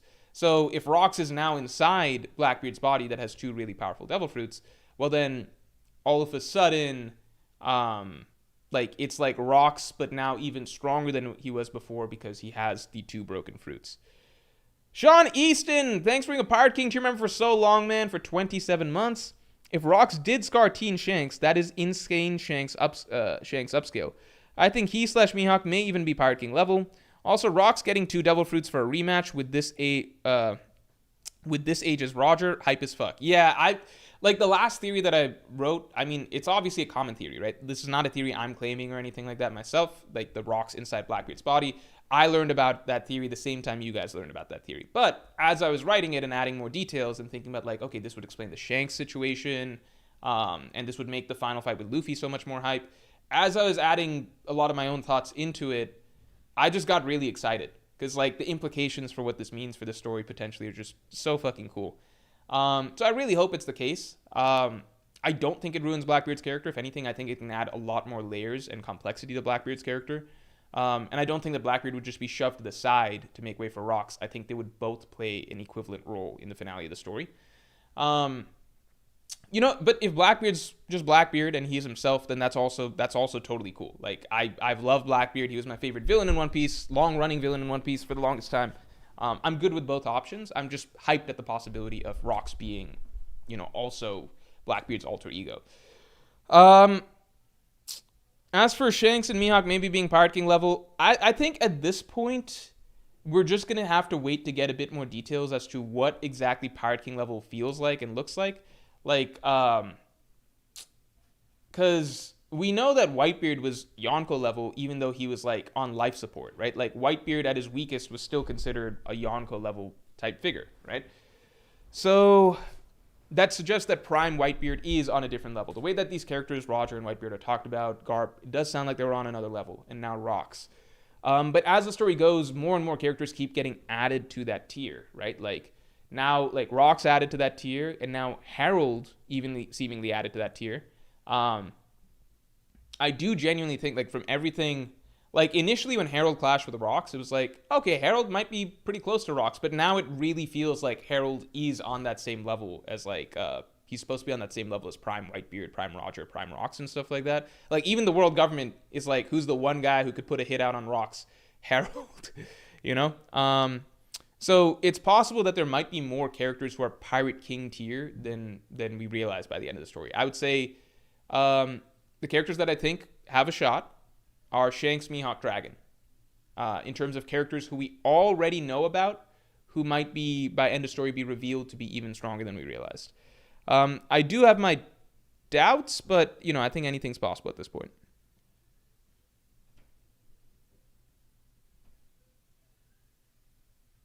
Vitron, thanks for the 2. Who are the Pirate King level Roger Zebek? This is a funny question to follow up that same one. Who are the Pirate King level characters? Roger, Zebek, Whitebeard, Garp. I think that kind of rounds, and I'd add a Herald in there. At this point, it's not just the initial clash with Rocks. It's the fact that Rocks respects Herald so much. It really feels like in this entire story, this flashback so far, Rocks only talks about Herald as the one person that he views as his equal. And the simple fact that Rocks believes that if he and Harold teamed up, they could, like, take over the world. Obviously, Devil Fruits would be involved, but, like, that does go to show how much Rocks respects Harold. And the fact that the world government, like, they're pinning their hopes on Harold to kill Rocks and stuff. I think Harold is on that level as well. I think I've said this before, but I think Harold is to Rocks what Whitebeard was to Roger. I think there's strong similarities there. Because, like, Rocks was essentially the king of his era, but there was one other dude who was, like, his equal and who he respected as his equal. It's just that other dude, Harold, was, like, he was a much more peaceful type of figure who wasn't as ambitious, who didn't want to get involved in Rocks' grand dreams and stuff, and he just wanted to focus on, like, taking care of his country and everything. That's the same as the Roger-Whitebeard dynamic, where, like, Roger was the king and the big name, but Whitebeard was the one dude who was his equal. It's just that Whitebeard wasn't as ambitious as Roger. Roger talks about all these grand dreams, and Whitebeard's just like, what? That's kind of ridiculous. I'm just doing my own thing. I'm taking care of my family, my fleet. That's all I really want. I think there's strong parallels just between, like, Harold and Whitebeard's disposition, in contrast to Rocks and Roger's disposition, the friendly dynamic and rivalry and mutual respect. Even the clashes, like, that they both, like, Oda debuted for both of them to introduce the two dynamics. Like, I think there's strong similarities there. So I do think, at this point, I would say confidently, Pirate King level means Rocks, Rocks. Roger, Whitebeard, Garp, Harold. I think that's basically what that group is. Does raise a lot of questions as to how the fuck did Loki kill Harold then? Henchme976, thanks for the 2. Loki is the only Chad. His love for Lola is pure. Yeah, it is very pure. It's not based on appearances, you know? Let's get the stream likes up to 200 real quick. Mr. Bushido 56, thanks for the 2. How far would Garp go as a pirate? Really far. I think really, really far. Like, probably comparably far as Roger. Maybe Garp wouldn't build as strong of a crew. Maybe that's a possibility. Roger did also build like an exceptionally strong crew. Maybe Garp doesn't quite have the charisma to do that necessarily. That might be one thing that holds him back, but I mean, he'd be really strong as a pirate. Mr. Bushido, thanks for the 5. Oh no, I missed this. Beep, thanks for the 5. No chance we see Luffy's conception. Dragon is just the longest lasting mirage. Also, why the fuck didn't they see Sea Prism cuff King and Queen in Udon? I don't know. Sometimes they're dumb. You know, sometimes characters are just dumb. Well, I got the sense almost like in Udon, everybody was just running free. I couldn't tell if like all the Beast Pirates were imprisoned in Udon or if they were just like hiding in Udon, which was really weird. Mr. Bushido 56, thanks for the 5. I think we will get a glow up. I think he's connected to Rocks now. My theory is Shiki is on Elbaf and takes him in gold and silver axe, who's their copper. Wait, what? I'm actually very confused. I think we'll get a glow up. I think he's connected to Rocks. Now my theory is Shiki is on Elbaf and takes him in gold line, silver axe, who's their copper. I think you're missing a word there. I think somebody will get a glow up. Oh, I bet you're saying, I think Kid. I'm going to guess Kid. I'm going to guess you're saying Kid. I think Kid will get a glow up. I think he's connected to Rocks. Now my theory is Shiki is on Elbaf and takes him in. Golden line, silver axe, who's their copper. Maybe. I would love to see Kid get back involved in the story just because I find it very disappointing what Oda did with him. Beep, thanks for the 2. Sanji's end of story opponent is the Age of Consent. Oh, fuck. Patrick Malone, thanks for the 5. Thoughts on Davy Jones being Joy Boy's real name and Joy Boy was his pirate name? Davy Joy Boy Jones. Yeah, that was asked about in the recent Pirate King podcast as well. I think that's totally possible. I personally lean towards Davy Jones was just the Rocks / Blackbeard figure of Joy Boy's era. And like that way there's 3 levels to it, right? There was Joy Boy in the ancient era, then Roger in the past era, and then Luffy in the current era, and that's just the 1, 2, 3 of the good guys side. And then there was Davy Jones in the ancient era, then Rocks in the past era, and finally Blackbeard in the modern era. And then that's the 1, 2, 3 of the bad guys side. So that's what I lean towards right now. Karin Brown, thanks for the 10. The Rocks Pirates still went to God Valley with their own agenda. Lin beeline for the fruits. Kaido wants to fight Roger. I don't think all of them are there for Shaki. Also, Sanji will be end of story Ben Beckman level. I think that's like... I mean, I don't know how strong you think Ben Beckman is, but like, I think most people have Ben Beckman as like below Admiral level, like just below Admiral level. I feel like that's too low for Sanji personally.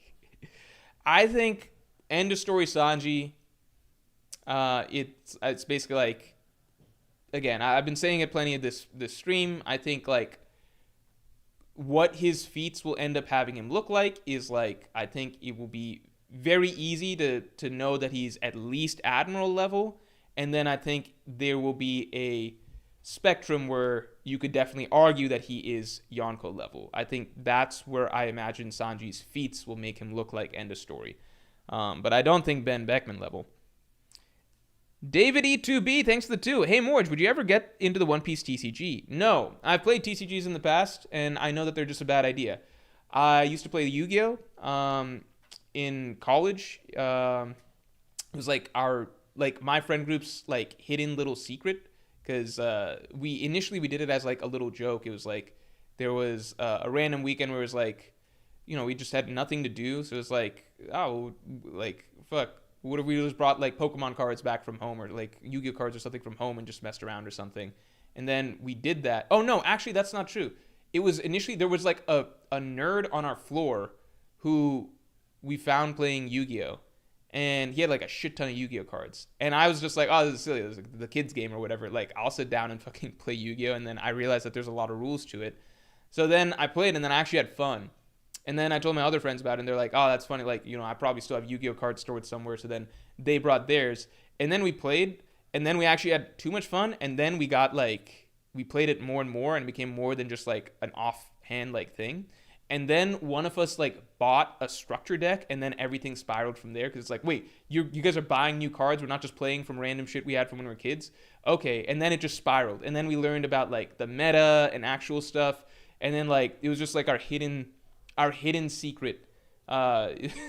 We couldn't let anybody else on the floor find out or whatever.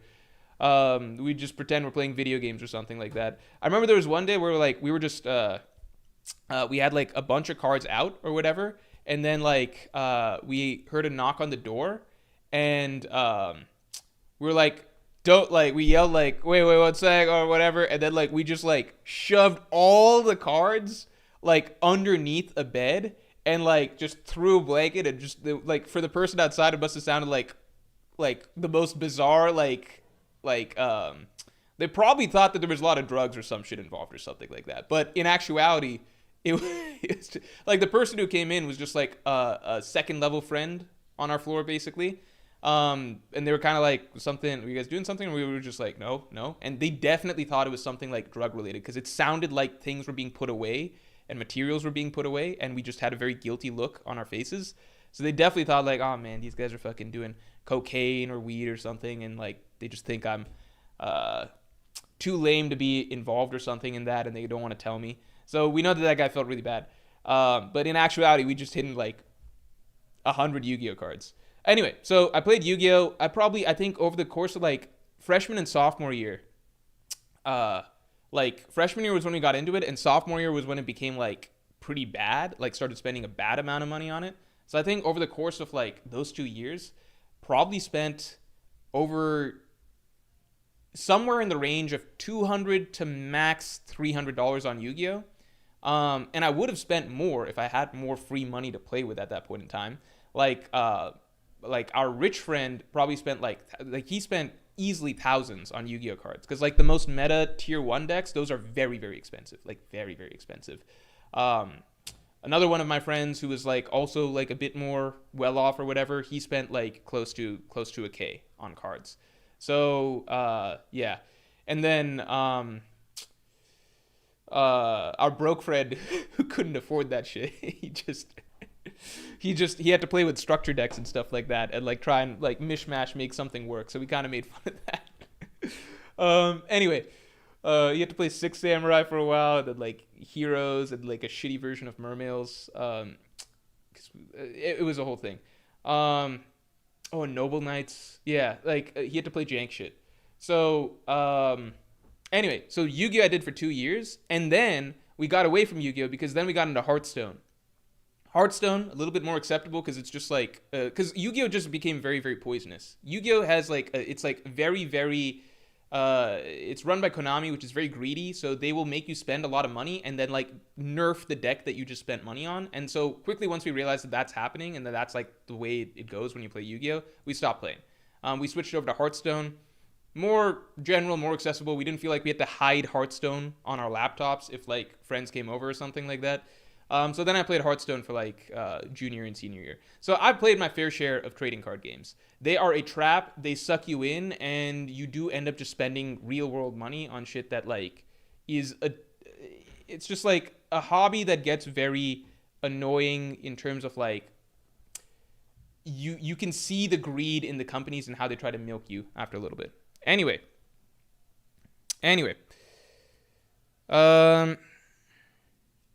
Elijah Petty, thanks for the 5. Rocks sought 2 Devil Fruits to defeat Emu, but where does the One Piece fit into dethroning the world government? Do you think Rocks was after it too?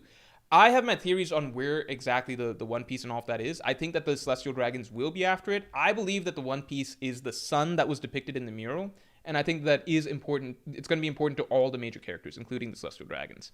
Cup, thanks for the 2. We're 100% seeing God Valley in the next few chapters, lol.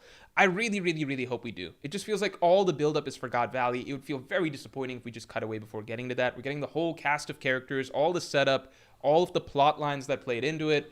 I'd feel very disappointed if we don't get God Valley. Yeah, next few chapters, hopefully. Ned Kettle, thanks for the 5. Boa wasn't deliberately working her charms full blasted Marine Ford as Shaki was on Pirate Island, though, aside from a few winks at fodder Marines. I think that's insane cope. Insane cope. Literally, what do you mean she wasn't deliberately working? What the fuck?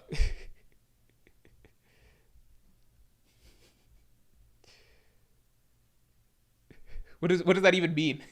She wasn't working her chart. Like, she literally she doesn't even do anything here. She just steps out of the bar. What the fuck are you talking about? She just steps out of the bar and they fucking go crazy. What does that even mean? That's insane cope. That didn't even make any fucking sense.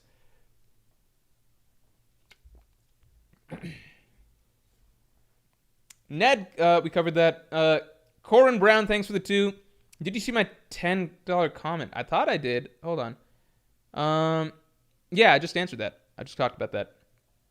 Sorry, it's always going to be on a bit of a delay because I'm catching up on other comments at the same time. Javon Johnson, thanks for being a Pirate King tier member for 16 months. Yo, Morge, chat quarterly update to read Ichi the Witch. Last arc had serious East Blue Crew recruitment vibes, and a new arc is starting now. Hop on to one of the new pillars of Jump like Kagurabachi. I am going to read Kagurabachi soon. You know, I'm finishing Kaiju number 8 right now. I think Kaiju number 8 is solid. Like, not the manga, the anime. People hyped it up. I think it's just, like, fine. It's solid. I've never been a big person on, like, Kaiju-type anime. I guess Attack on Titan might be the exception, if that counts as that. But I think it's fine. I think it's solid. I just don't really care for most of the characters. A lot of the stuff feels very typical, tropey or whatever. The action was cool. I'm on episode 10. So maybe I'll feel more strongly about it by the time the season ends, but it feels very fine to me. So I'm hoping Kagurabachi is more lives up to the hype more. Yeah. Old Green Knees, thanks for the 2. Harold is such a Hadruden downscale, he's trash as fuck. Harold is such a Hadruden downscale, he's trash as fuck.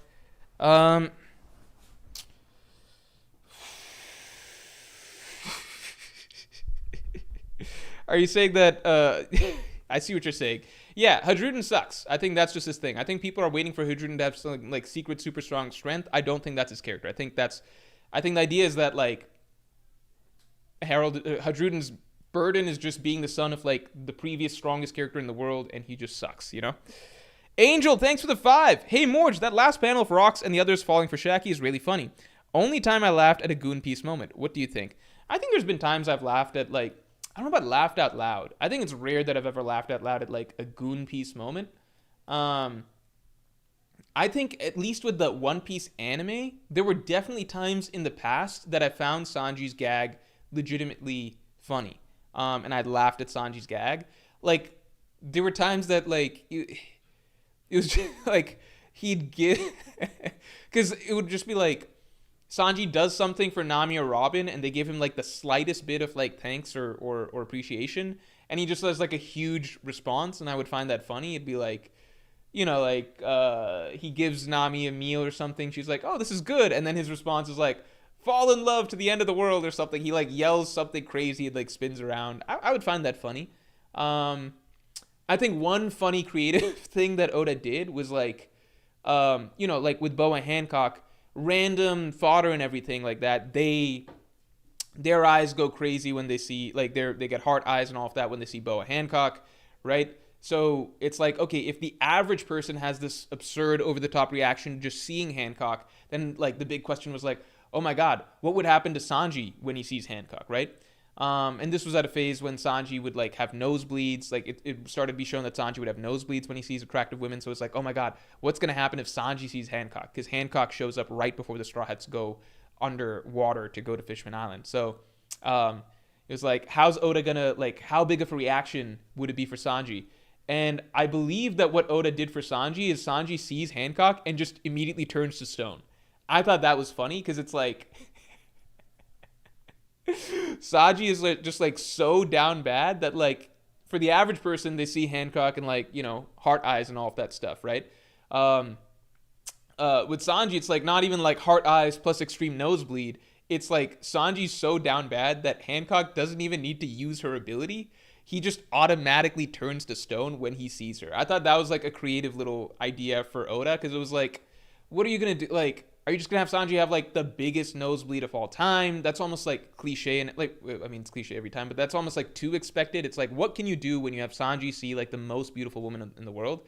It's like, oh well, he just it's like, even without her devil fruit, he would just turn to stone seeing her. I thought that was funny, and it didn't create some absurd nosebleed situation or something.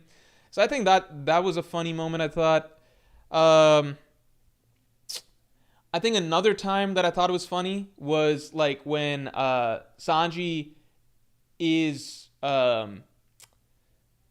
think Sanji being really upset when he hears about the whole Nami Absalom situation, and him just literally being physically on fire for the rest of the arc till he gets back to Nami. I found that funny. And I think especially when he comes into the wedding chapel or whatever, and then he's like spinning. He's like happy to see Nami. He's suddenly spinning, singing. I think he might even be saying Melorine or whatever. I thought Melorine is funny. The anime made me think that him saying Melorine is very, very funny over and over. I thought that stuff was funny for whatever reason. Shouts to the voice actor or whatever.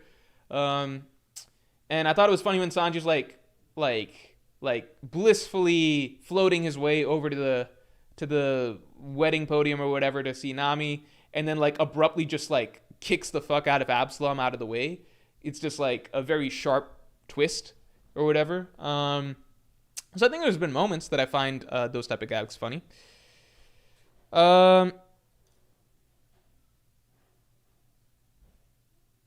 Yeah, miss super chat from me, says Talha. Shit, did I miss it?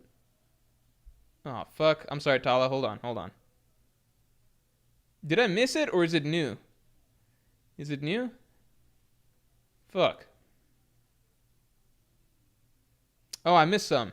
I missed PenPal1058 also. Hey, Morge, hope you're doing well. How likely is it that we'll get any new crew members before the end of the story? After Wano and Yamato didn't join after the break, I lost hope for any new members. I think Bonnie might join as cabin girl, because like Bonnie at this point will have been with the Strahds for like a couple arcs and everything like that. I think Bonnie could join. I think anybody else that joins now would have to be a character that was already a recurring character in a way. So maybe even Yamato, end of story, if as long as she has like a character arc or something. Oh, Tala, I'm sorry. Thanks for the 5. In my opinion, end of story Oda will make it cut and dry that the trio are a level above their Roger counterparts. He's been pretty heavy-handed with these parallels, to be honest. Yeah, I agree. I do think that end of story Luffy will definitely be stronger than end of story than Roger. Zoro stronger than Rayleigh. Sanji stronger than Gaban. I definitely agree with that. I just think that I feel like in the God Valley incident, it will also be ambiguous as to whether or not Prime Gaban, for example, was Yonko level or what.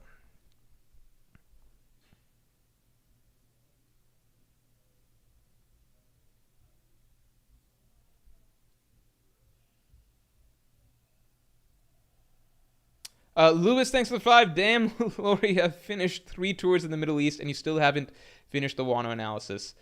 Damn. How long did tours take? Nidoria, thanks for the 2. People aren't gassing Ray enough for pulling Shaki. Time out. I want some props for this. Who remembers this? I talked about, like, this was much earlier. Like, it was within the last 3 months or so. There was a stream where I literally talked about how Rayleigh's most underrated feat is the fact that Shaki fell for him. And this was before we realized that Shaki was like the most coveted Amazon Empress of all time or whatever. My point was simply that Oda had made a pattern. Like I said, this is actually the biggest Rayleigh gas in the story. Who remembers this? I was talking about this. I actually want to find the stream and pull it up because like I was so on the money with this. I said that Oda has a pattern where the Amazon Lily Empresses, only fall for like the top tier quality, like who they perceive to be like it is a mark of like greatness for an Amazon Lily woman to fall for a man, right? Because we already knew that Boa Hancock only fell for Luffy, the future Pirate King, right? She was not impressed by any other man. She only fell for Luffy, right? It had already been implied that Gloriosa had fallen for someone like Rocks or Whitebeard. It turned out to be Roger, but it had already been implied that Gloriosa, the older Amazon Lily Empress, had she only had eyes for like a Pirate King level character, right? It turned out to be Roger, right? So my point was that the fact that, you know, like we've got this trend of like Gloriosa, Pirate King level figure, Hancock, future Pirate King, right? These are the romantic interests. And then right in the middle in there, you've got Shaki, and her love interest was Rayleigh.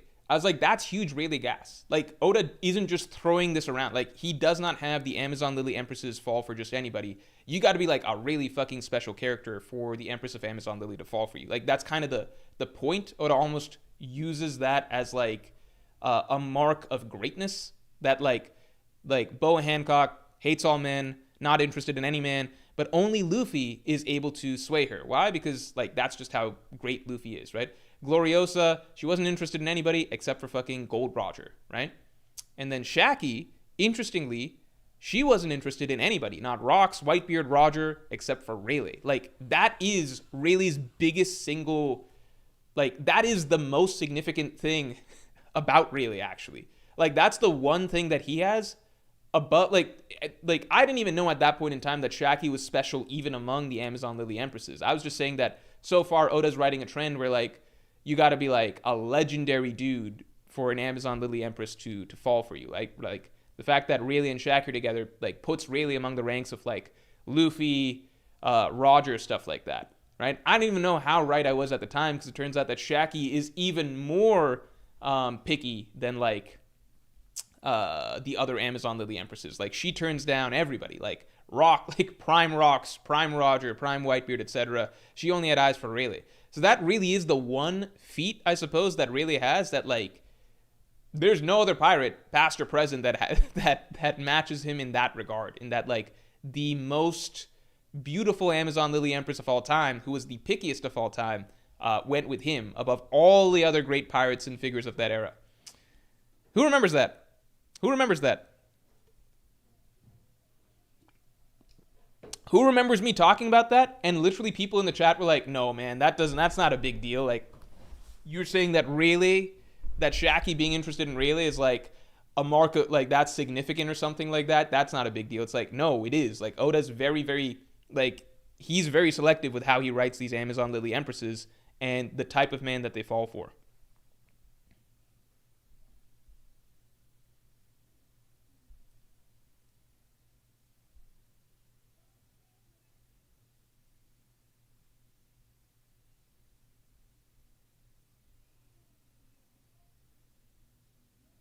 Elijah Petty, thanks for the 2. We went from power scaling to beauty scaling. Yeah, that's just the type of story One Piece is.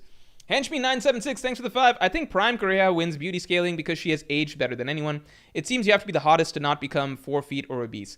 No, because the problem is that Kureha is like arguably the world's best doctor. So I feel like the implication is that she actually has some sort of secret to eternal youth. Like, she's actually legitimately just keeps up such good medical condition that she's still that at her old age.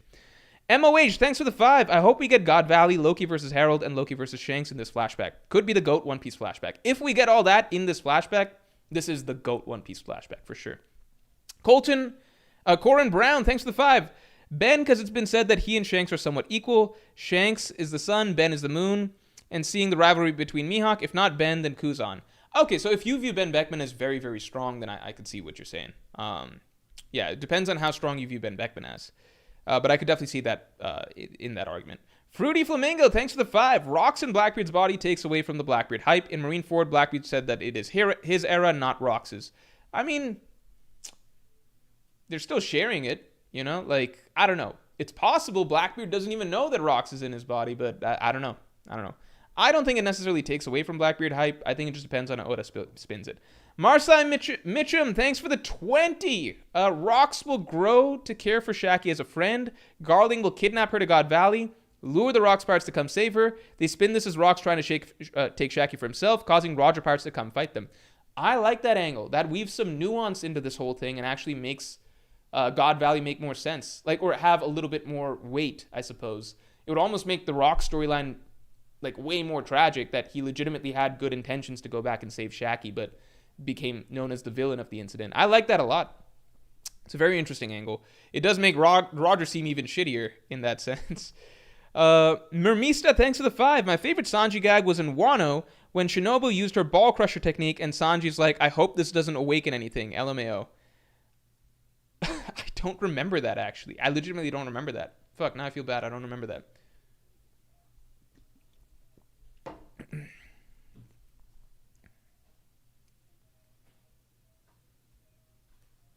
Soul Killer says, but Rocks is so much more epic than Blackbeard.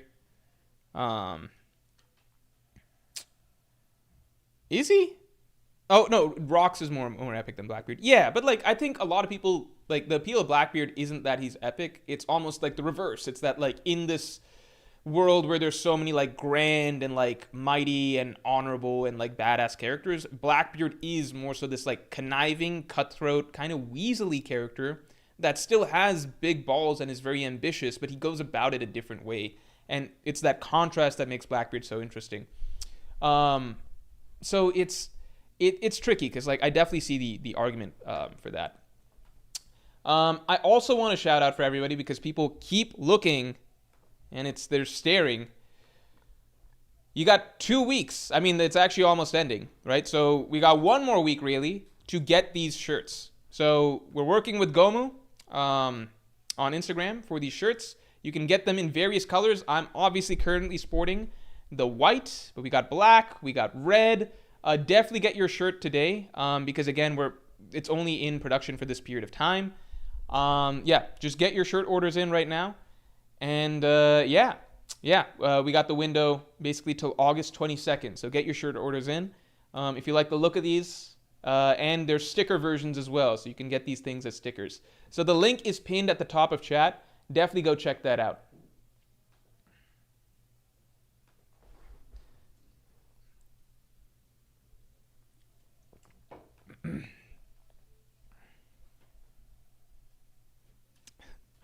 Bropter says you caught me staring. Wow. Yeah, I know what you guys are interested in. I know what you're all looking at.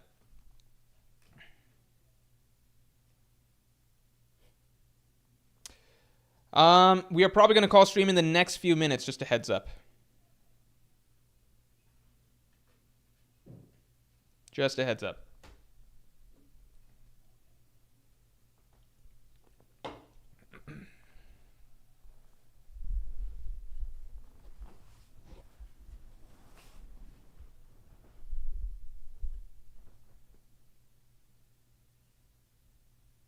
Bobby Gibson says, do you think Rayleigh has future sight? If so, does that mean Rayleigh versus Kizaru was foreshadowing? I do think Rayleigh has future sight. I think that, like, I feel like the direction that we're going, it feels like generally all the top tier fighters actually do have, like stuff like advanced armament haki, advanced observation haki and stuff. That's basically standard. I think there were even hints in Marineford that the admirals all have future sight. I think there were hints, context clues, because there was the phenomenon that was happening at Marineford where like haki users were directly hitting the admirals but not having any effect. And it was even commented on. It was like Whitebeard stabbed Aokiji straight through and it was like, wait, why, like, did Whitebeard hit him with haki? Like Marco and Vista both kicked and slashed Akainu, but the attacks didn't do anything. And Akainu was even like, haki users, this is annoying, right?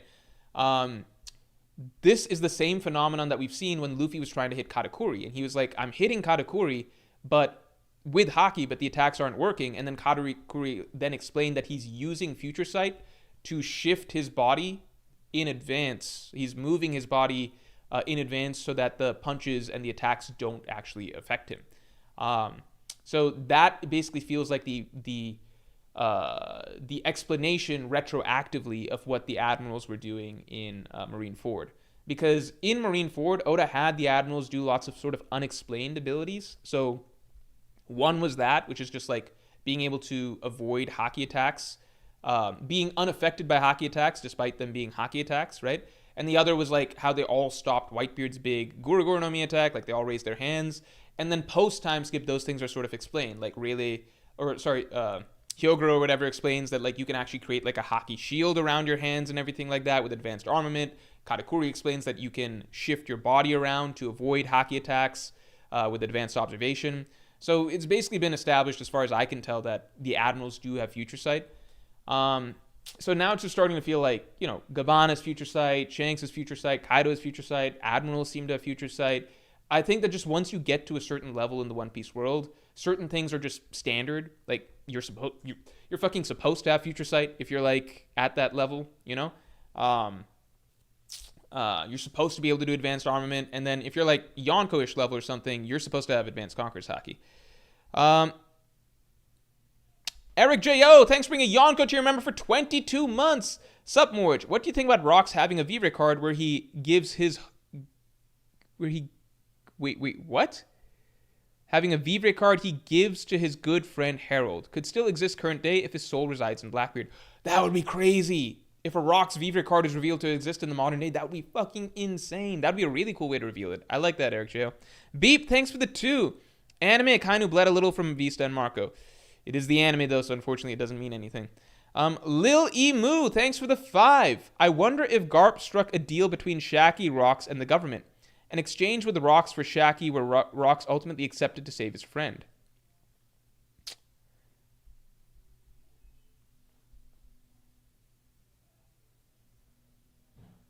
I'm genuinely confused. An exchange with Rocks for Shaki... Oh, you're saying that Rocks agreed to be traded to the world government for Shaki? I mean, that'd be interesting. I just don't know. I mean, that would really change the way that we look at Rocks as a character morally. So that'd be cool. I mean, so far he's been like a morally great character. Like, not anything too bad so far yet. All right, everybody. I do have to call stream here. Thanks, everybody, for tuning in. And, yeah. Next week, we got a fun video coming out. Definitely get your shirts. So click the link above to get your shirts. Obviously, these Gomu shirts in multiple colors. Or the stickers. Make sure you click the link to get those before the window for orders closes. So yeah, just hit the link and get yours today. And yeah, with that, I will talk to you.